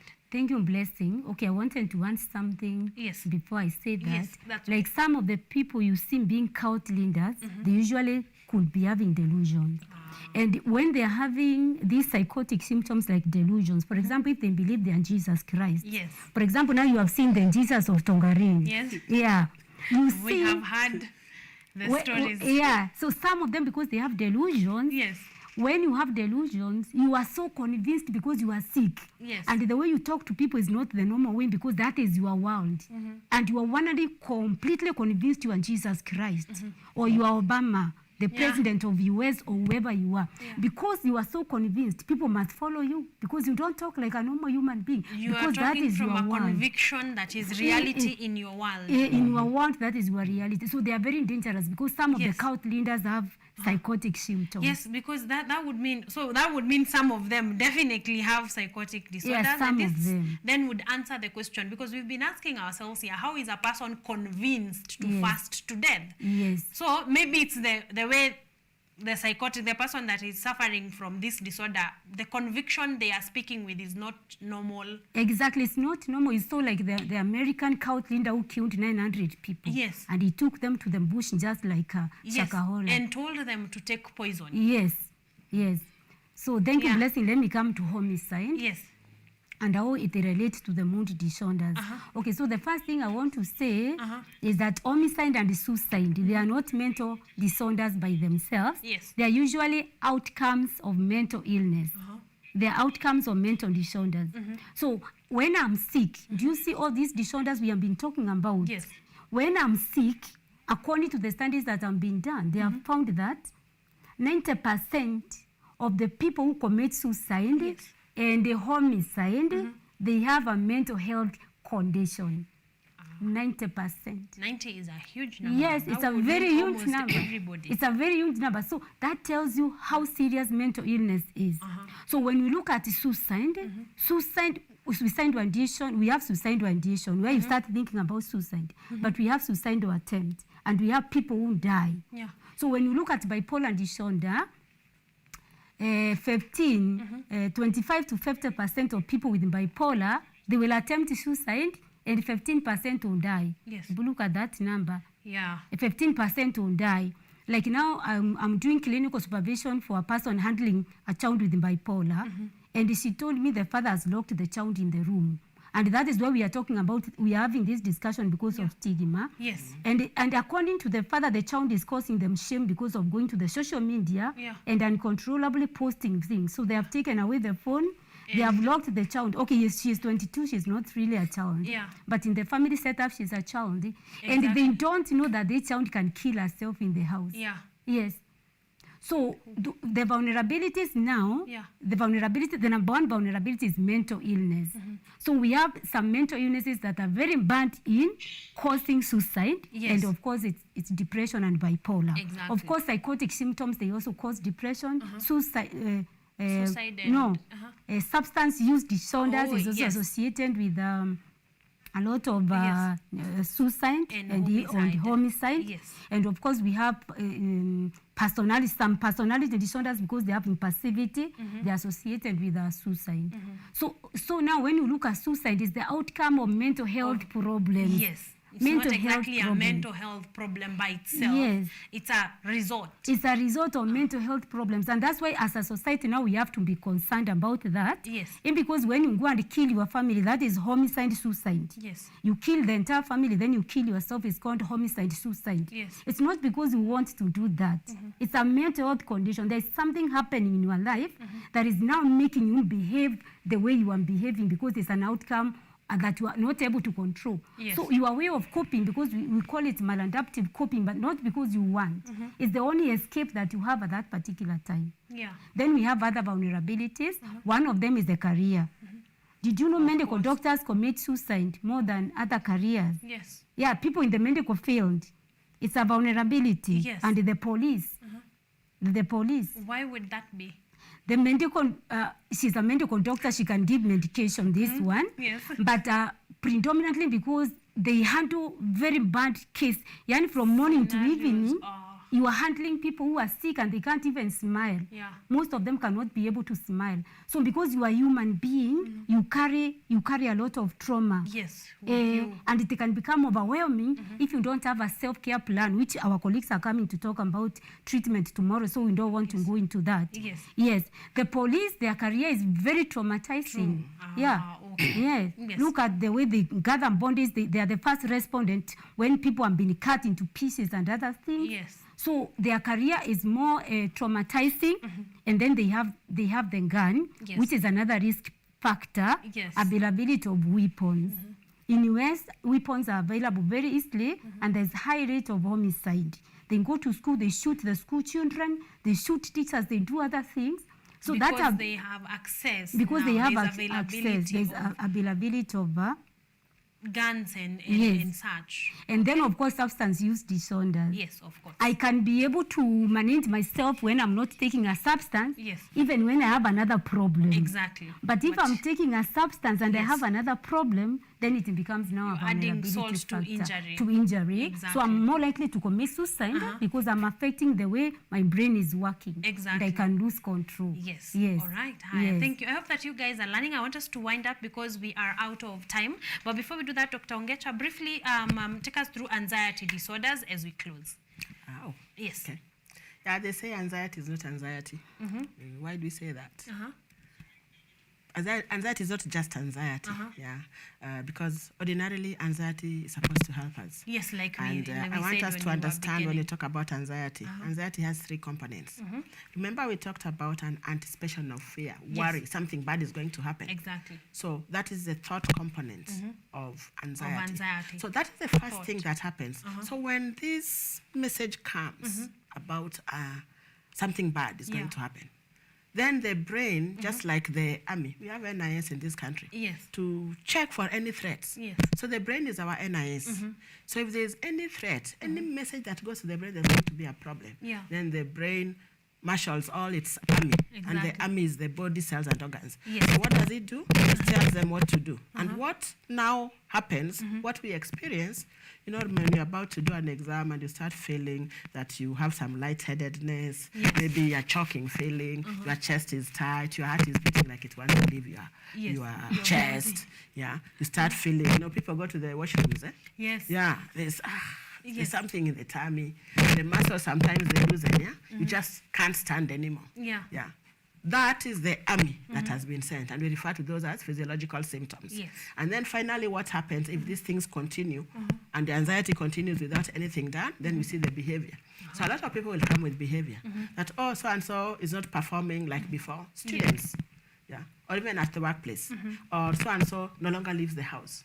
If this person has anxiety, that maybe they had an accident and they have now anxiety, or that something can happen, that they're going to get maybe a panic attack, like now, a group of those symptoms would be like a panic attack. So if you are worried that you can start experiencing this on the road, and when you are alone, then you decide, no, I don't want to leave the house. So people will now complain that you don't leave the house. Yes. So anxiety disorder is when this worry is more than proportionate to the real fear that is there. And the frequency is also a lot. Yes. You are basically overwhelmed that now you can't. Every Ordinarily, the body is able to deal with any fear. Yes. Okay. Thank you for doing that in brief. Exactly. Thank you. As we close, Dr. Agnes, what are trauma and stressor-related disorders? Okay, in a minute, because there are many. So trauma and stressor-related disorders, they are these disorders that occur because of a traumatic event. And this traumatic event, it must be life-threatening.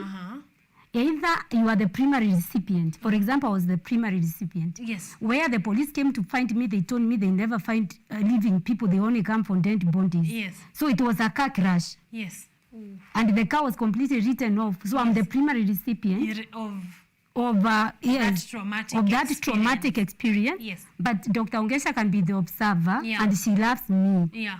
And I'm being cut into pieces and blood is coming out. Yes. So even Dr. Ongesha can actually develop a stressor and traumatic related disorder, which are very common because of terrorist attack. Remember the Westgate? Yes. Remember all those Dusit and the others, you see human body part flying, and you are observing, or you are the recipient. Yeah. So what happens, you develop a stressor or traumatic related disorder. And the trauma is so bad. Let me tell you, Blessing, these traumatic disorders are so bad because you get nightmares. Yeah. You get nightmares even during the day. You get flashback. You relieve the symptom. Yeah. For example, if I'm walking, like I read about a guy who got gang raped 3 days to the wedding. You are moving through a footpath. And then you get 5 men gang raping you. Yeah. What happens? You develop PTSD. The worst stress-related, stress and trauma-related disorder is what you call post-traumatic stress disorder. So what happens? Do you think that girl can even come out of the house because of reminders? No. Even for her to use that path, how long will it take that girl? It will take a long This girl, when she goes to the matatu, what happens? She will see a man smelling like one of the rapists. Yeah. She starts screaming in the matatu. So people will ask you, what is happening to you? Yeah. You see? Yeah. So for example, when I was in Aga Khan, I used to get nightmares during the day. I would scream. And then people would come quickly. The nurses would ask me, what is happening? Yeah. But I'm reliving the experience of that I went through. So even the people who are not the primary recipients, they have what we call secondary trauma. Yes. Blessing, even you have trauma. Yeah. What happens with the trauma, it is trapped in your body because you are observing traumatic event like Shakahola. Yes. So we develop what we call secondary trauma, but then you can develop now as disorder when the exposure is too much and too overwhelming for you to cope. Yes. Because what the trauma disorders do, they deplete your ability to cope. Yes. Other people must help you because you are no longer able to cope. Yes. And so I'm going to stop there because really there are very many, but I just want to tell people that, okay, I don't want to talk about treatment. Anyway, I'm passionate about treatment. But I want people to listen to themselves. We call it mindfulness. Then be listening to their bodies and they don't just sit there. If they start feeling there's something that is not okay in their thought patterns, in their bodies, because they can seek for help because you can be cured. Exactly. Yes. And Richard Okenye and is going to be having that conversation tomorrow. So if you're all wondering now, what do we do now that we have had all this information, knowledge, we can place ourselves at different patterns. Tomorrow is the day. You should be here 7 a.m. Richard Okenye is going to be having the conversation on treatment and how to cope with all this and how to seek help and how to actually get the help that you need. I want to go through a few comments before we go to closing remarks. Ashley Asachi saying, good morning, Karen. Can't wait to hear more on your guest and most especially, Shalene. Shalene is coming along, all right? Tulia too. Thank you very much. Wahoo Tracy, anasema, I'm really learning a lot. Thank you very much. John Samson Oteo is saying, watching. Thank you. Asante sana. Sharon Muthoni anasema, tuned in and liking the conversation. conversation. I am learning a lot on mental health.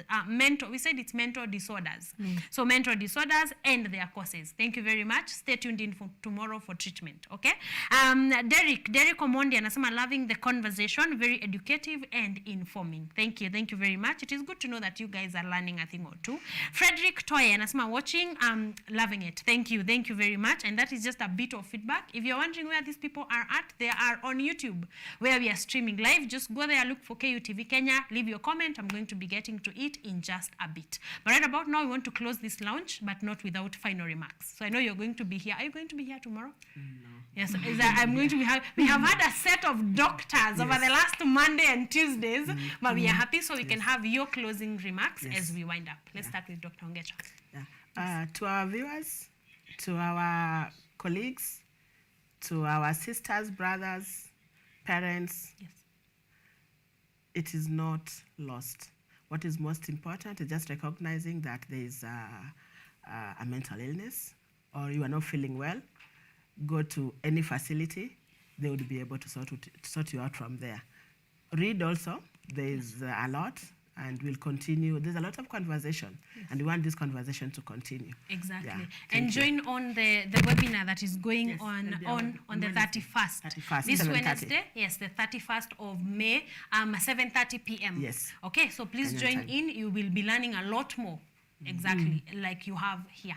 Dr. Agnes, closing remarks? Yes, blessing. Okay, to our viewers all over Kenya and the other parts of the world, we are here to give destigmatize mental health. Yes. Actually, as I close, one reason why the Catholic Church started burying people who have committed suicide, they actually came to realize it's a mental illness. And so we are here to say that mental illness is an illness like any other illness. Personally, I've gone through it. God has helped me. I've come the other side. And so everyone, even the other churches that are not burying people who have committed homicide and suicide, let them know that it's a mental illness. And because we bury people with the cancer who have died of cancer, diabetes, arthritis, and other things, it's the high time we came up to tell the world that this is a sickness of the brain and anybody can get sick. And so our brothers and sisters, let us gather together to give voice to the voiceless, because when you are mentally sick, you don't have a voice. We are the voice of the voiceless. Exactly. Thank you very much. Thank you. Thank you too. Thank you very much for joining us, Dr. Ongecha, for last Monday and this Monday, Dr. Agnes. Thank you for being here. Thank you for giving us information that I think everybody needs. Everybody needs. And like we said, if you have malaria, you go to the hospital. So if you have bipolar disorder, get yourself to a hospital and you are going to get a cure because it is there, and you're going to be learning a lot on treatment. I think that is the most important bit of the conversation, at least for the people, because right now we have sorted people whose symptoms are not very severe or preventive measures, but for people who are actually right now suffering from mental disorders, they need tomorrow's discussion to discuss on treatment. So join us here tomorrow from 7 a.m. to 10 a.m. with Richard Okenya, and you're going to be learning much more. Otherwise, right about now, we are closing our launch number 1. I hope that you have learned as much as I have. Yes, we are done.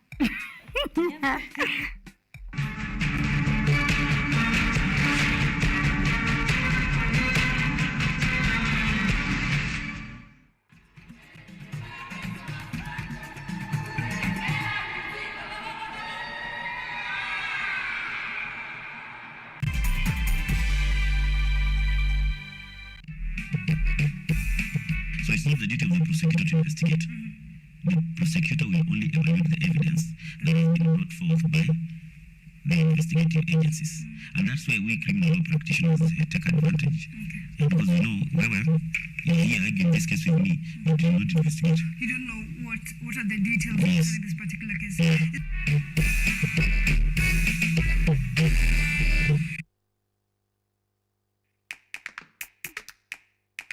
Baada ya kutafuta kazi, tunaweza kuanzisha miradi yetu ambayo ingetusaidia kubadilisha maisha ya wazazi wetu. Kwa vijana wenzangu, wengi wale wana kazi, lakini ikiwa sisi wenyewe tutajiamini, tunaweza kujiajiri wenyewe. Afrika kwa kweli tuna mahitaji ambayo ukiyasuluhisha unaweza kuathiri watu kwenye bara hili. Bila uoga,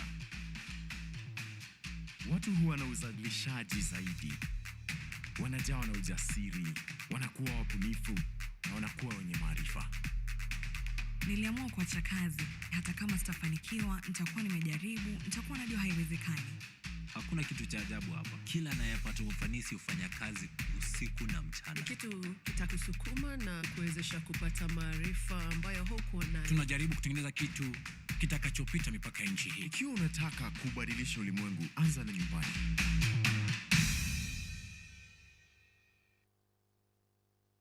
Welcome to Children's Corner. Welcome to Children's Corner. Children's Corner. Oh my goodness.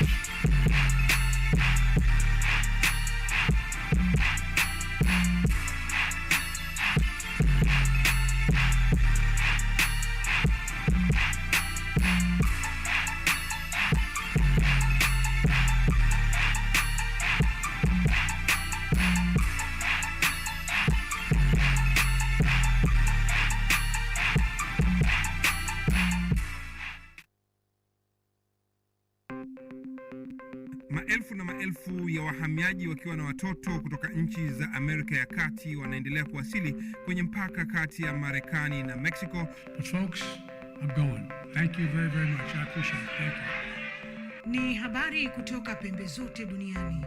People pass vuguvugu. People pass ni idea. Sazidi ananyonya, hanyonyi vizuri, anakuwa hayuko comfortable. Jeshi la Jamhuri ya Kidemokrasia ya Kongo linapambana na waasi wa ADF.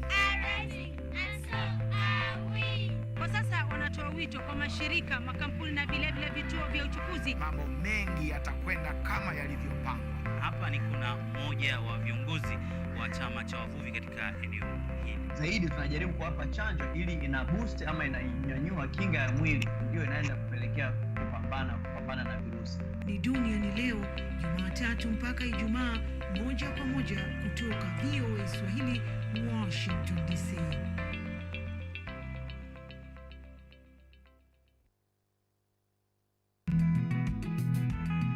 Kurunzi ya kilimo huimarisha afya na uchumi endelevu katika jamii. Ni msingi mkubwa wa kipindi Boresha Kilimo. Kipindi hiki kinajikita katika teknolojia ya kisasa, utafiti na ushirikishaji wa wadau wa kilimo kuonyesha shughuli mbalimbali shambani. Kwa suluhu ya utoshelevu wa chakula, tazama Boresha Kilimo.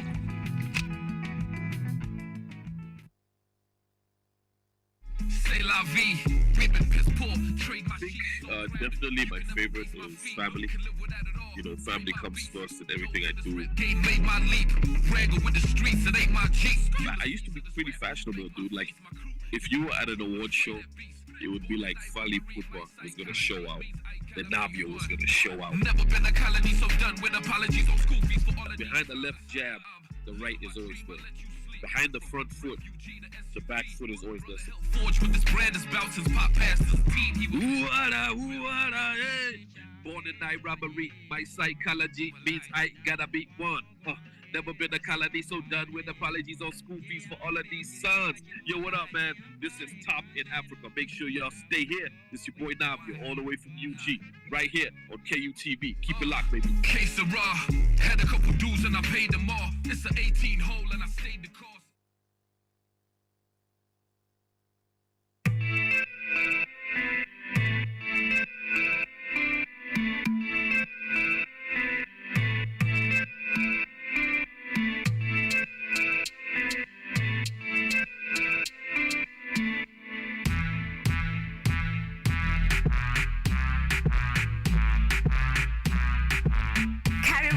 To the Church O'Clock Show. I'm your host, Esther Becky. And my name is DJ Tero. We start you off with a word of prayer and get you started with a live transformational worship experience. And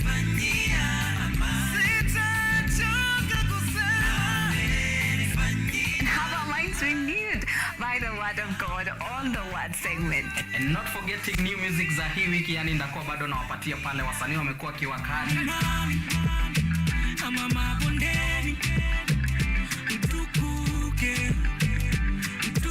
So make sure manzo umetune in because zitakuwa zina flow pia pale mixes kwa wingi, yani zitakuwa zina come through, and pia performance yani from our gospel artist hapa on Gospel Arts from 7 to 10 a.m. only on KUTV.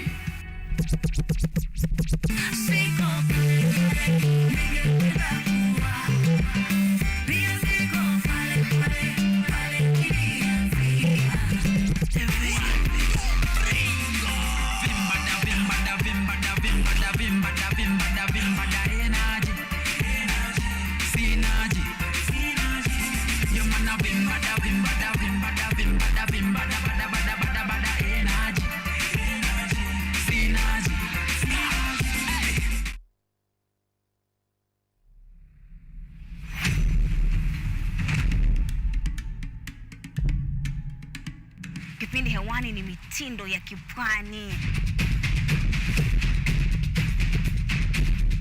Kama ilivyo kipindi hiki kinahusu nyimbo za taarab, chakacha, midwara, midundiko, bila kusahau mapishi. Ambao ndio uti wa mgongo wa pwani ya Afrika Mashariki. Jamani swaibu zangu mliopo maskani, hatuonani wenzangu, najua mwanitamani. Hapa KUTV, nahoda mwendesha chombo cha baharini, yani ua linalonukia na kuvutia waridi tamu.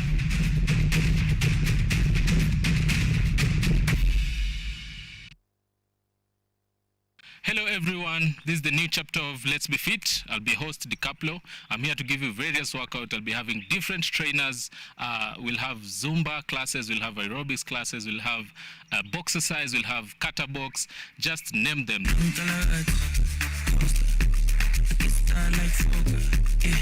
Pull up in a beam, too much to clean, I told you, don't foster, city as another, a big time player, crypto big and Kanye, I went, flexer, Tina said gym, The show comes every Thursday from 6:30 a.m. to 7 a.m. Keep it locked, make sure we keep fit, and that's it from me to you. Let's be fit. I went, flexer, Tina said gym, too hot like a heater. My neck down froze like winter. I'm very later, try to me picture. You give me hope. To Kenya, this is my jam down. I said man, I will never give up. Na hata nikisota away.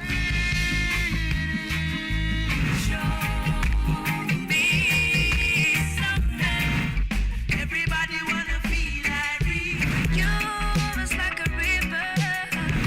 Real thing, if I never mama, I wouldn't believe it. Hear me when I say just like.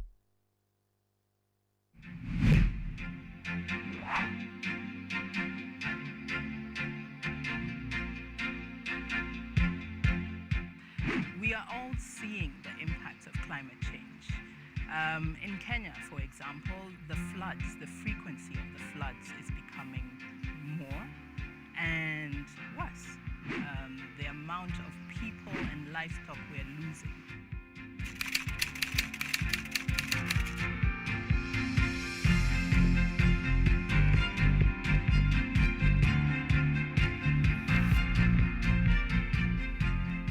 The level we need to go is a level where the normal mwananchi and also the government stakeholders can uptake these solutions. Those small acts multiplied by millions of us will help make a difference in the world at the end of the day. It's just a slight behavior change that we need, and you'll find that it serves us a bit more than you put in. And that's the goal. We want to live a better world than we found.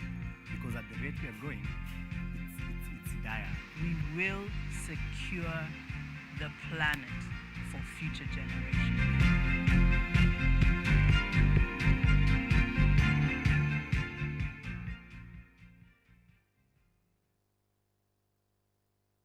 On this week's episode of Fashion Diaries, Jadi Music Group was releasing and the release was a success. So when we are giving you that, we also complement it up with any other thing that should and can complement that suit in accordance with the spectrums of the suit in question.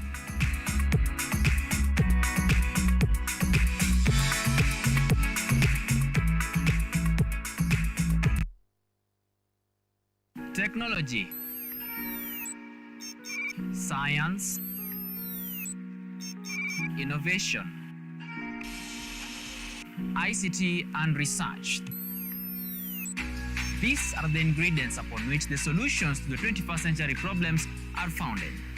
In a world that is rapidly changing, it's all hands on deck to ensure a balance in all fields of life.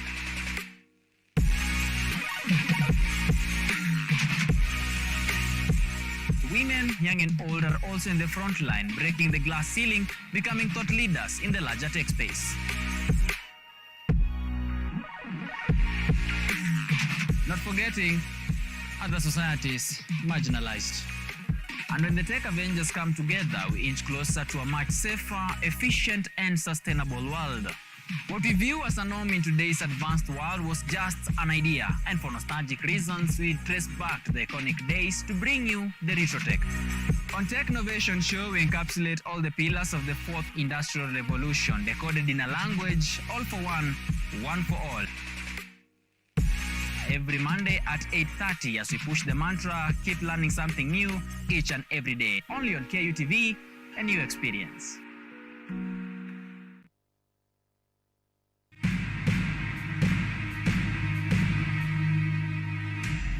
A loving husband and father. Nothing is too good for my daughter. An ambitious businessman with a dark secret. A girl with a whole life in front of her, plunging into a marriage that she did not choose with the wrong man. I'm not ready to marry Zema. But who is the right one? I love Nambi. A rock star, living the dream. But the babes keep chasing me, I guess. It was, especially with so many glamorous women around. A woman hell-bent on revenge. He will pay. Seductive, dangerous. She is a predator. Everybody needs it. Everybody wants it. They will do anything to get it. Love and wealth.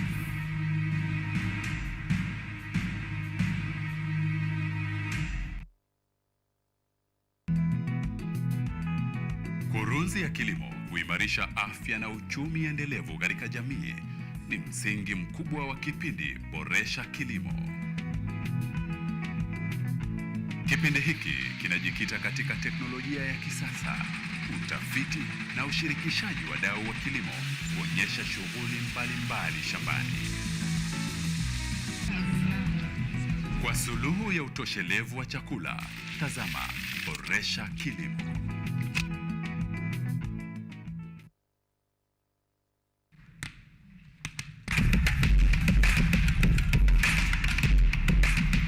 Access to knowledge. Solution to unanswered questions.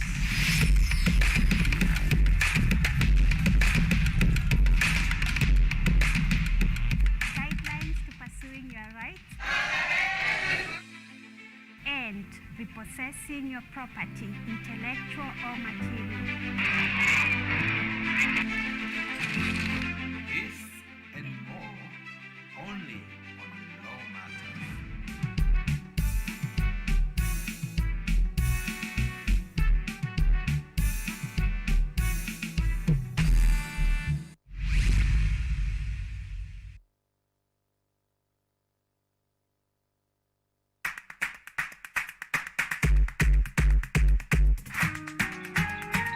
What are some of the ways through which you can develop these skills so that you are comfortably fitting into the job? You have to put yourself in positions where you are uncomfortable. Uncomfortable in the sense that you are not clear about what to do.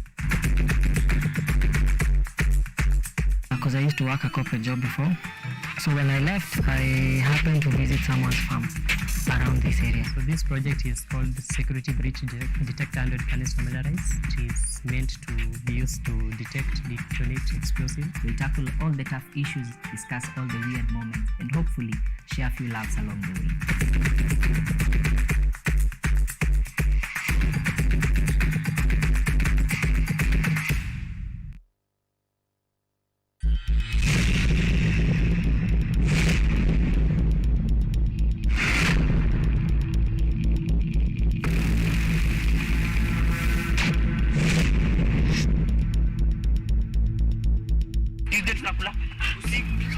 Tuachane na break kwanza, tuende lunch. Chapo.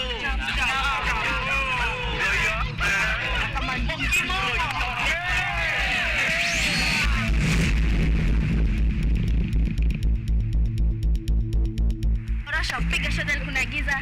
Nice tujinise weke story. Kata maji pia shada liko nasio nikosa msuko si stress. Kama rende kisha basi nipe.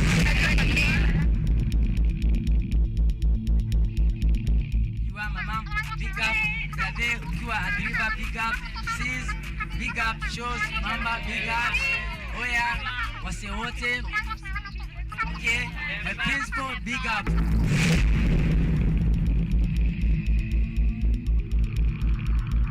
Money me okoka, whatever me say no, I know, no, I know, dancing me shika mashitani, kila choche kila mtaani, dancing na leta buru.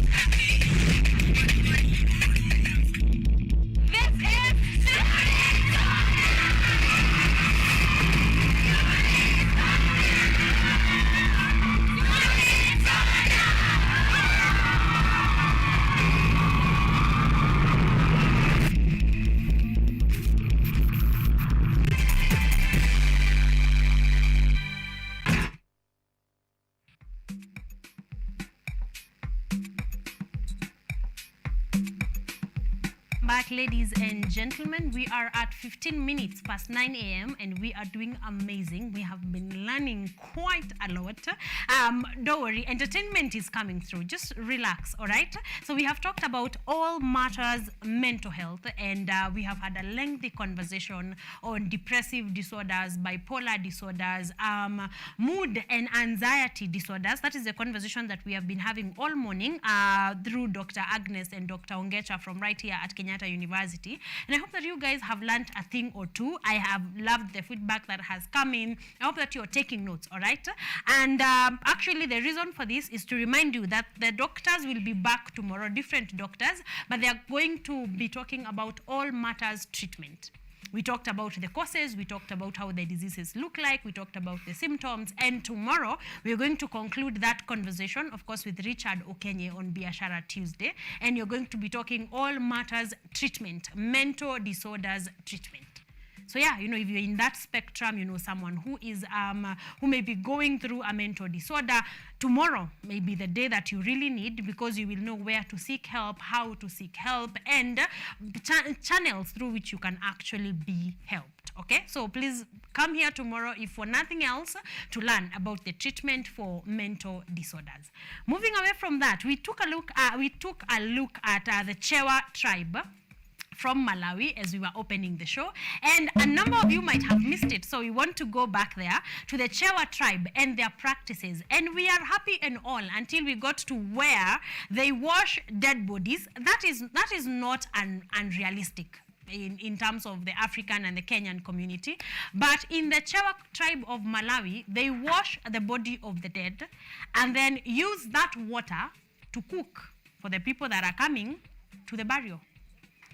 Yeah, I want to hear your opinion. I also am still structuring my opinion, because I was okay up until now. We are using this water that we washed the dead body with and cooking for the entire community. And this is not forgetting that it is mandatory for everyone from that tribe to attend that burial.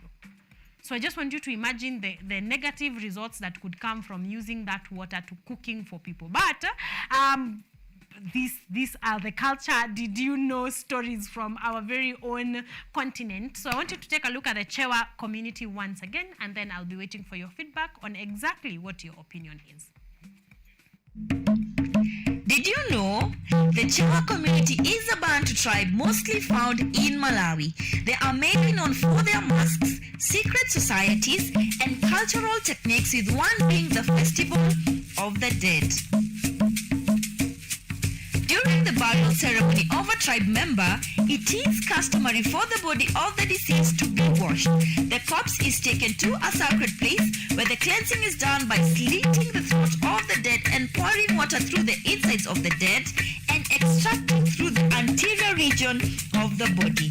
The water is then collected after several cleanses and used to prepare a meal for the whole community, as they believe the dead has been cleaned up of their iniquities.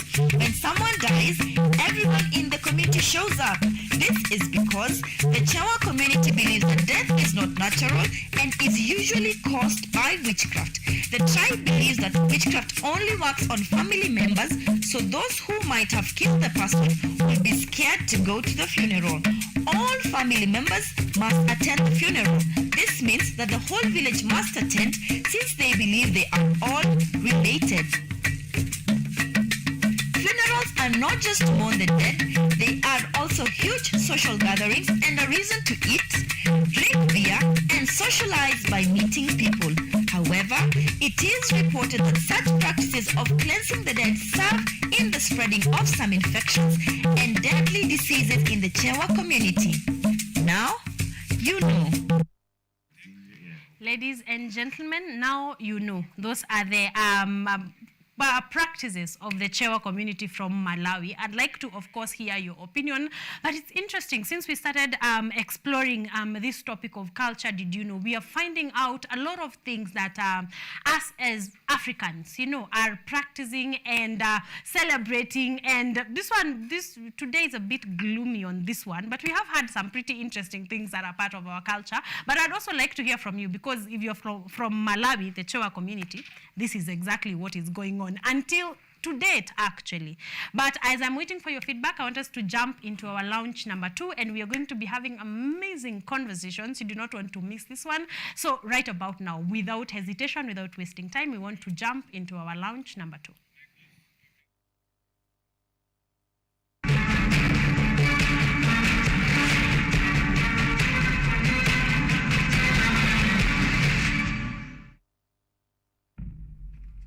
How are you today? Juliana. Why should we give you this job? Please, sister, utamwangalia.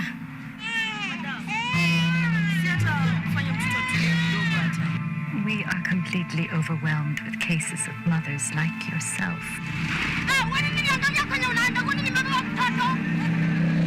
Ikifika jioni, kama hujapata pesa zangu, funganya vilago vyako vyote na uende ushago.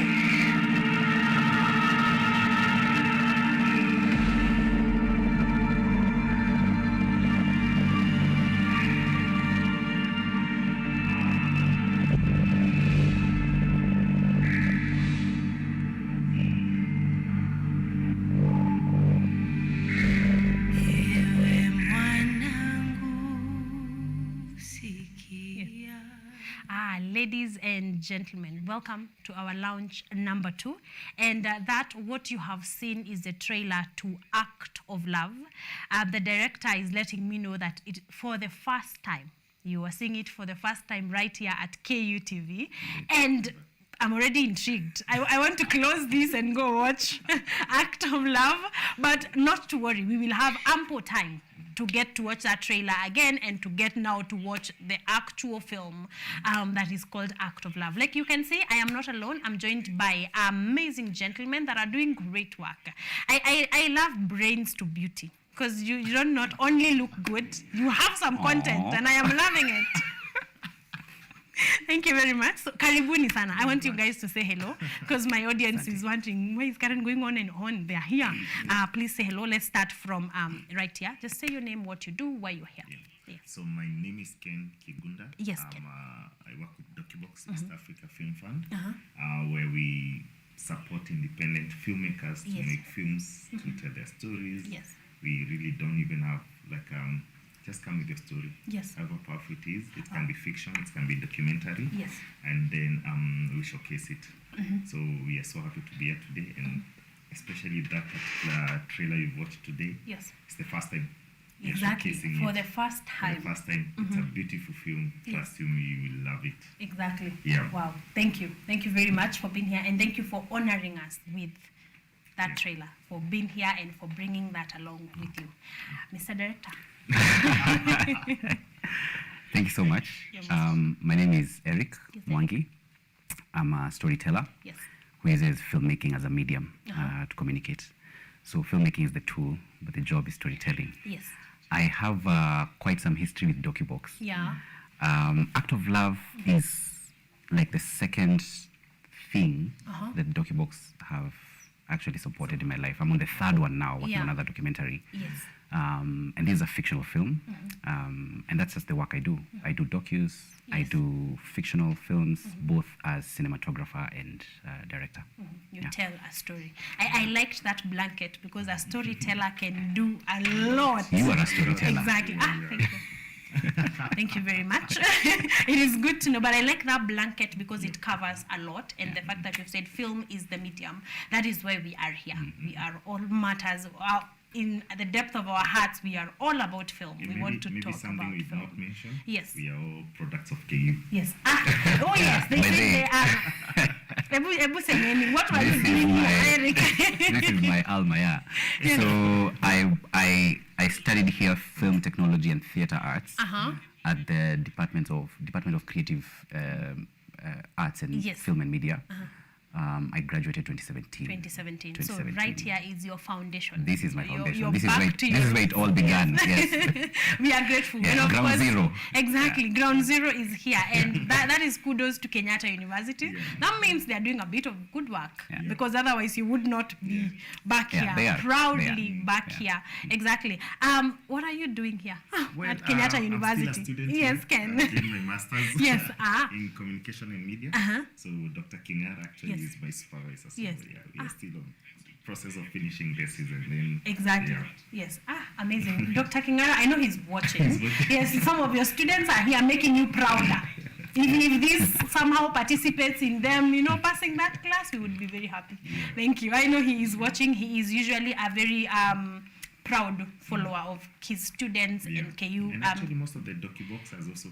Yes. Have been. Wamboy, my screening manager, Jonjo used to work with us. Jonjo was actually the originator of the DocuBox KU screenings Yes. back then. So KU products, you're going out there and coming back home. Exactly. I want you to briefly introduce DocuBox. I don't like skipping that because we have had conversations about DocuBox for a long time. So we like to pull up and what does DocuBox do? And I want us actually to start with Eric on this one. I want to know how you came by DocuBox. So my first interaction with DocuBox was in 2019. Of course, I'd heard about them a bit, and they were doing a bit of work with some documentary filmmakers out there. I didn't even know what documentary filmmaking is, essentially, in terms of like seeing the process. And so they let out a call for a boot camp in 2019. And so I was selected for that boot camp.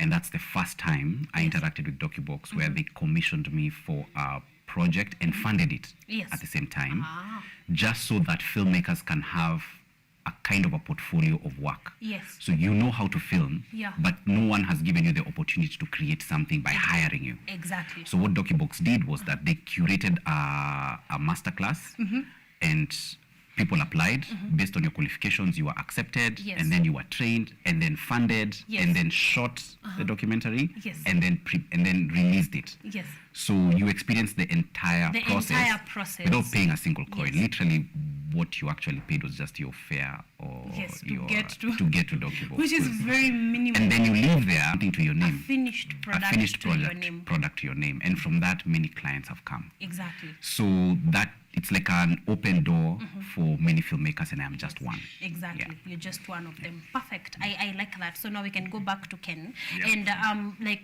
what was the dream for DocuBox? How when you guys started, like what did you want to see happen?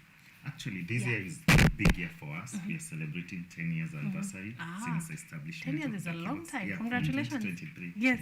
2013. Sorry. Yes, Yeah. to So, now 2023. So DocuBox, it began as a documentary film fund where they would support documentary, impact documentary, not just any other documentary. And then it's moved on to supporting fiction films, and now we are doing short films and all this now because we believe in expanding into the film industry. Yes. And so what we do is that we support independent filmmakers Yes. Who are passionate about telling their stories. May it be documentary, may it be fictions, may it be short stories. And so with that, we have different ways of support. Yes. One is grants that we give to filmmakers to make films.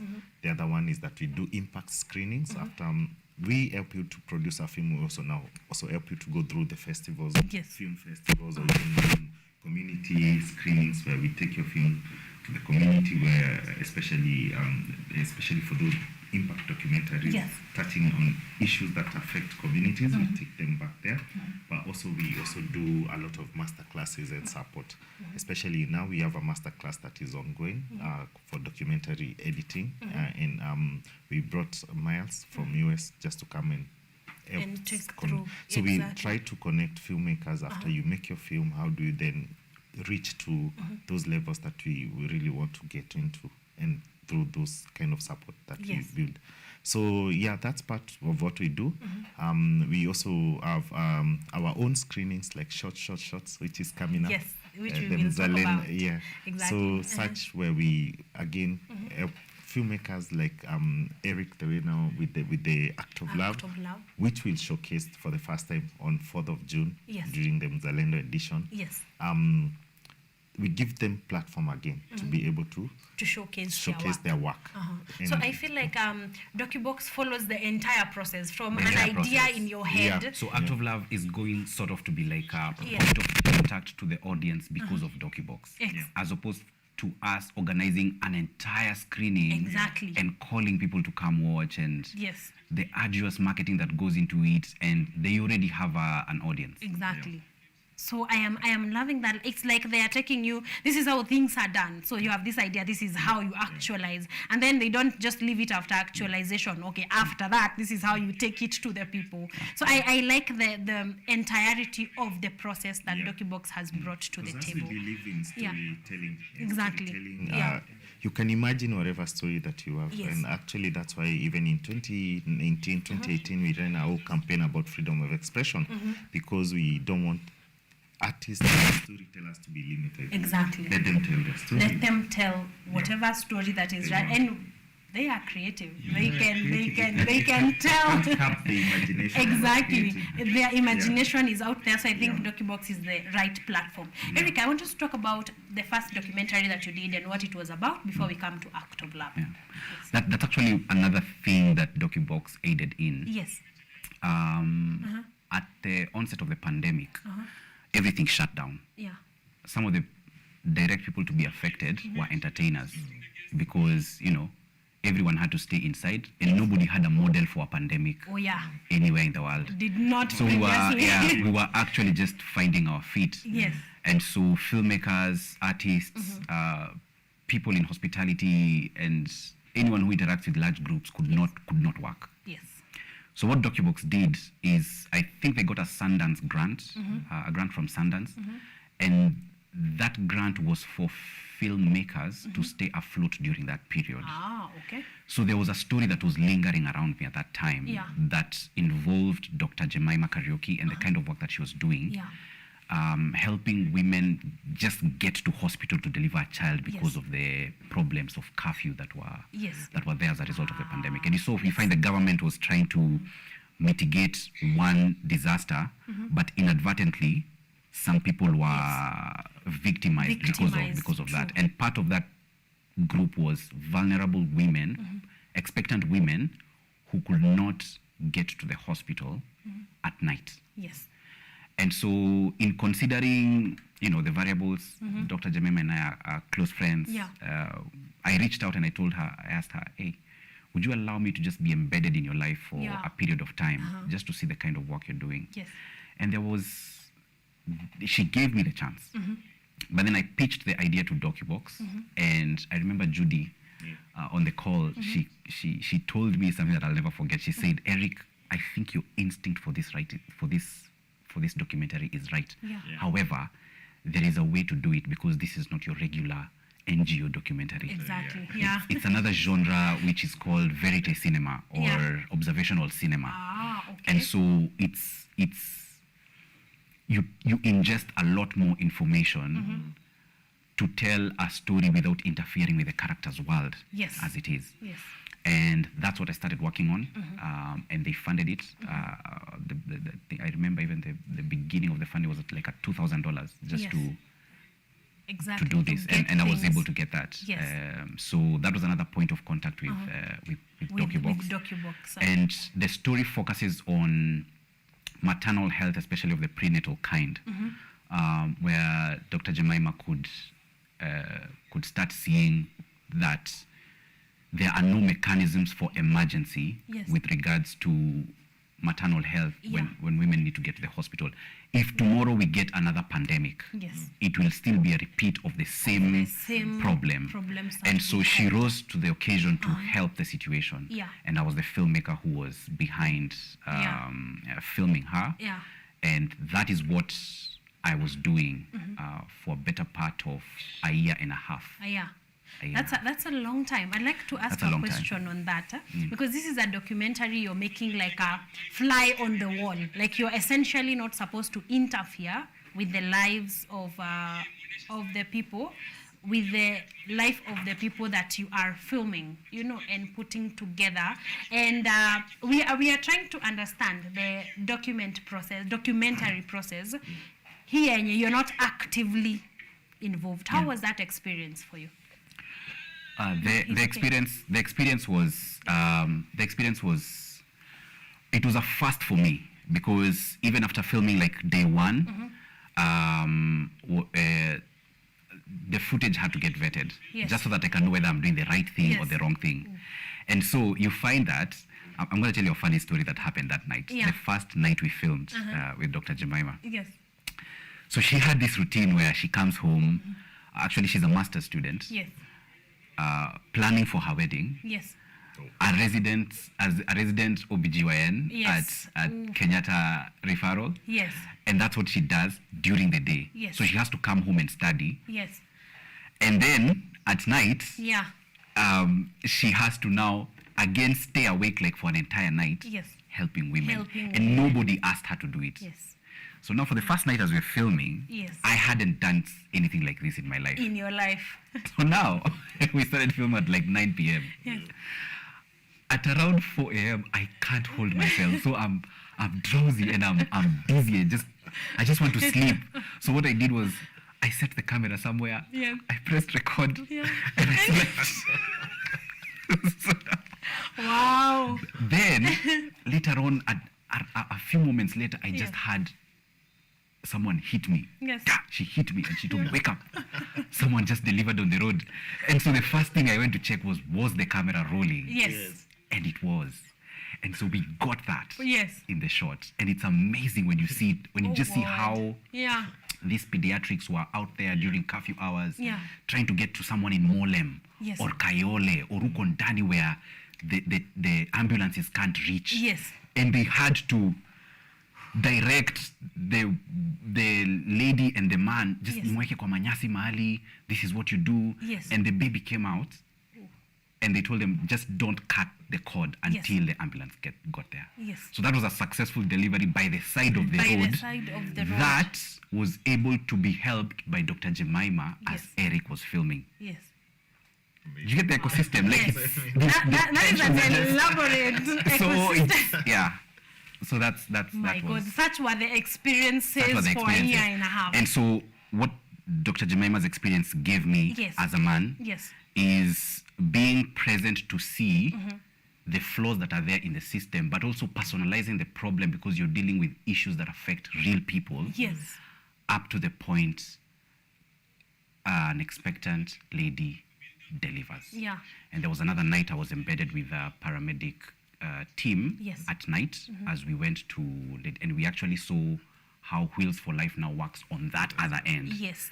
Because one night we were with Jemima, but this other night we were with the ambulance Yes. guys. Yeah. And we got to one lady who actually was able to get to Dandora Medical Center. Yes. And they actually had a safe delivery. Yeah. And the paramedics said that if that lady had stayed for 1 more hour Yeah. in the house, it would be a home delivery with no one to help her. Yes.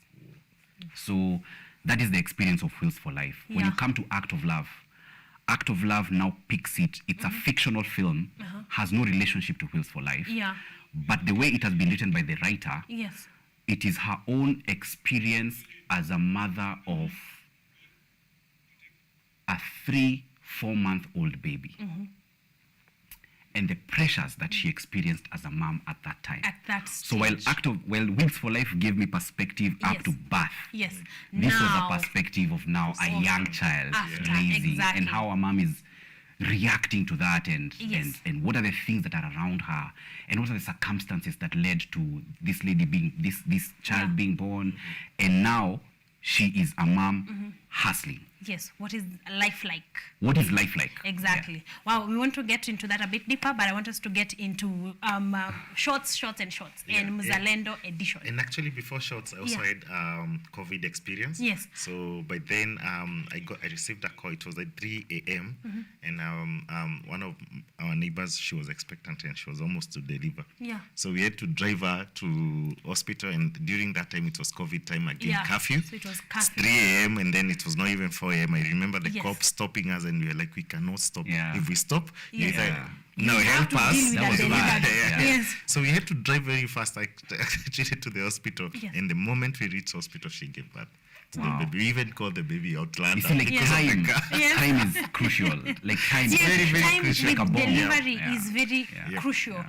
And that can also mean the difference between life and death. Yeah, because we were just woken up. You have to help this night. Yeah. You have to drive and go. So And we just we go. just jumped off the bed and Yeah. just. And you see, the cost of it was Yeah. that by the time the government was actually, by the time, I believe the Interior Cabinet Secretary was Dr. Fred Matiang'i at that Yes. time. Yeah, that time. By the time he's actually allowing free movement for people who are responding to emergencies, there were already children Been who a had already chunk of died. time. So Blood many. has been lost. Some women have Exactly. lost their lives. Yeah. Some fathers have tried to deliver their own children without no prior knowledge. Yes. Yeah. So there was a lot of death Exactly. before. They realized, Yeah. there's a problem here. Yeah. And that is what I like about filmmaking. Yeah. I feel like we're usually able to get to the stories that other That people matter. before exactly Yeah. not even that faster. Yeah, like faster, before the faster. government realizes we're already on the ground The doing stories are being told. Yeah. exactly getting our hands dirty and telling stories as Yeah. they are. And also sometimes we act as the communicators to the government, because True. if we don't do this, then they don't know what is happening. Yeah. Judy Kibike, executive director of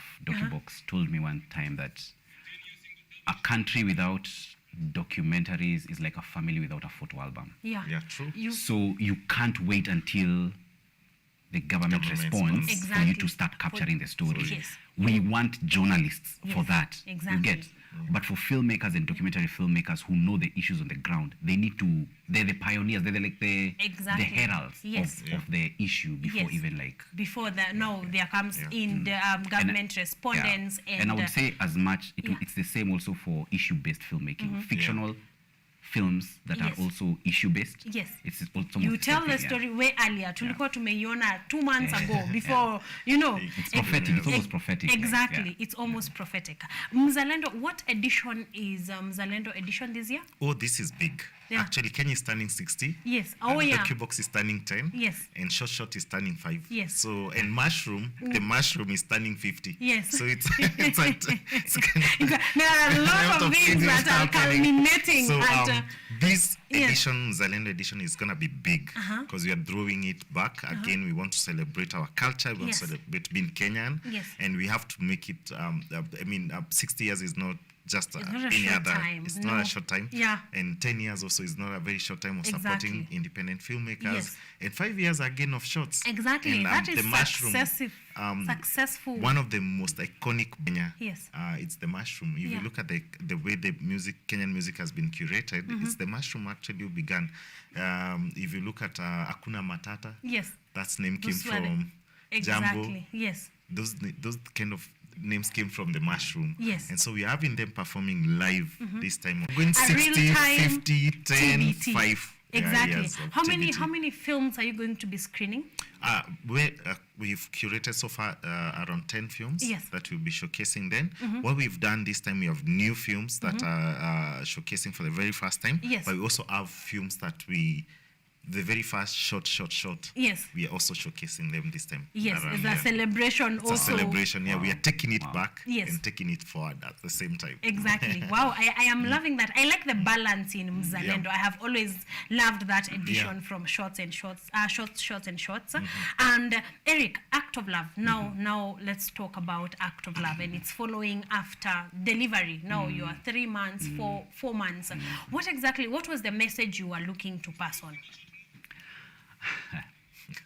Yes. This is very funny because so Some Fine Day film, Some Fine Day Picks, which is I would say like a second season of what One Fine Day was. Yes. One Fine Day gave you the films Nairobi Half-Life, Oh, Soul yeah. Boy, Yes. Supermodo, Katikati, Yes. Veve, Yes. Lusala. I think Lusala was their last installation. They opened another a totally independent production Yeah. house or workshop house that allowed filmmakers like me to be trained Yes. by other international filmmakers in directing and everything. And then it was at that point that the writers were told to pitch their stories to producers and directors. I was in the directing masterclass Yes. at that time. Okay. And so in pitching, the writer actually had sent me a message on Signal and told me, Eric, would you be interested in this film? Yeah. This is my script. Yeah. And when I read it, the people who were of the same mind with at that workshop, all of them felt like this is a story that is, first of all, very relevant. Yes. Number two, very urgent. And it is right for us. Yes. And with the kind of budgets that we were getting from Some Fine Day, this would be a story that we'll be able to tell. And the budget for the short film was capped at around 20,000 euros. Yeah. I think that's roughly about 2 mic. Yeah. They want to tell these stories. The writer Shelley Gitonga, just if you just hear her talking about this story, Pitch to you'd this realize that I story. don't need to be here. It's Shelley who's supposed to be seated here. And she told me, Eric, have you wondered why? She said, Eric, I've always wondered why we're only seeing baby showers Yeah. that are so blue and pink. Yeah. And they are It so is what we glamorous, see. and they are so sweet, and they are so cute, Yeah. and they are so, they're so shiny. Yes. And put together. But I am a mom of 2 children, Yeah. and this is just not my truth, Eric. So I want to tell this story Yes. because I want people to know what it means being a mom. Exactly. And that just summarizes the entire spirit Exactly. of Act of Love. Yes. From the trailer to the film to the poster. If you have the poster, like it's amazing Yes. how it has been designed. It just captures the tensions of motherhood with a small child who's just about that age. Yes. And how it responds, especially for moms who come out of, well, I don't want to throw this blanket out there, but the story actually focuses on low income Yeah. to middle income Yeah. moms who are in those areas, Exactly. trying to make it in the world. Because when you look at the synopsis of like the log line of the story, it says Juliana, who's a young mom, and she's trying to make it in Nairobi. But when the pressures come in on this one day from hell, Yeah. and she's trying to just get someone to hold the baby for her so she can make it to an interview. Yeah. There's just no one available. So how does she respond? And how she responds, Yes. she must prove that she's able to take care of her child while still Exactly. taking care of her life. Exactly. So you have these two issues Yes.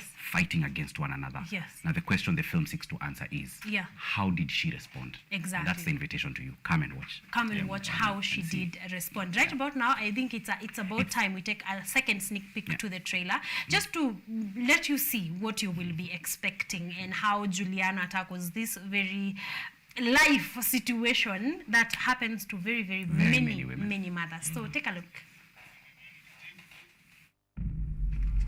How are you today? Juliana, why should we give you this job?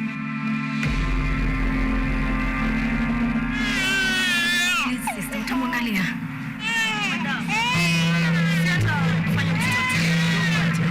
We are completely overwhelmed with cases of mothers like yourself.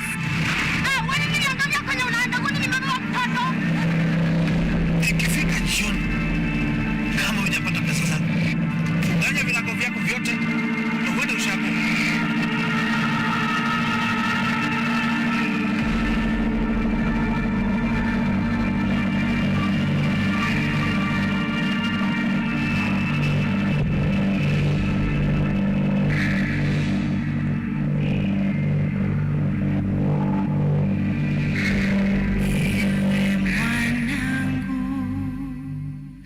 Act of love is intense. At least for me, it already feels intense in 1 minute. How long is the film? The film is 26 minutes, 27 seconds. Yes. It's been paced properly. The tension that you feel in the trailer Yes. exists in the runs in the entire movie. Exactly. And you're able to see the truth of what a day looks like. Yes. So that at the, your mind is going to be changed. Yes. Concerning moms. And it's something I'd like to say. Maybe there is some expectation in my, how do I respond to a woman with a child there? How are you going to respond? How are you going to? So it really makes you look at yourself. Yes. And at the showcase, after the showcase, there's going to be a Q&A session. Yeah. So we get also to respond to the film and the making of the film. Yes, and the making of the film. Okay, I like, if you didn't have a reason to come to the Mzalendo edition, I think now you do, because you might be makers and film lovers to interact directly with the producers and directors of the films. So there you can ask any question about the way they went through making that particular film, editing, any question that you have and feel that you need to ask the filmmakers in that particular room. So it's a very, very intense moment that you really get first-hand information about filmmaking from a real world, because these are people who have produced. Exactly, and in real time. Yes. So you get it there. So that's the films. You can also do, we do loop. So we have noise cancellation earphones that people can now watch films again, but this time, well, the music and other performances and actors are going on. So you use the noise cancellation and continue watching the films on the loop. And then cocktails and so many other things that are happening. And let me just start by shouting out DocuBox. Yes. Because I say the film has been funded. For me, I use a lot of sound design and a lot of music to tell the story. And it's DocuBox who made it possible for the music to be composed by one Lucas McNally in Berlin, and it's voiced and recorded. It's voiced by Janice Wanjiro, who's our very own, and Saint P, the producer, who's actually done the recording. And on the acting side, it stars Mwix Mutinda, who plays the role of Juliana, and it stars baby Talia Jasmine in the film, as you've seen, and we are very actually took a very story and the mom story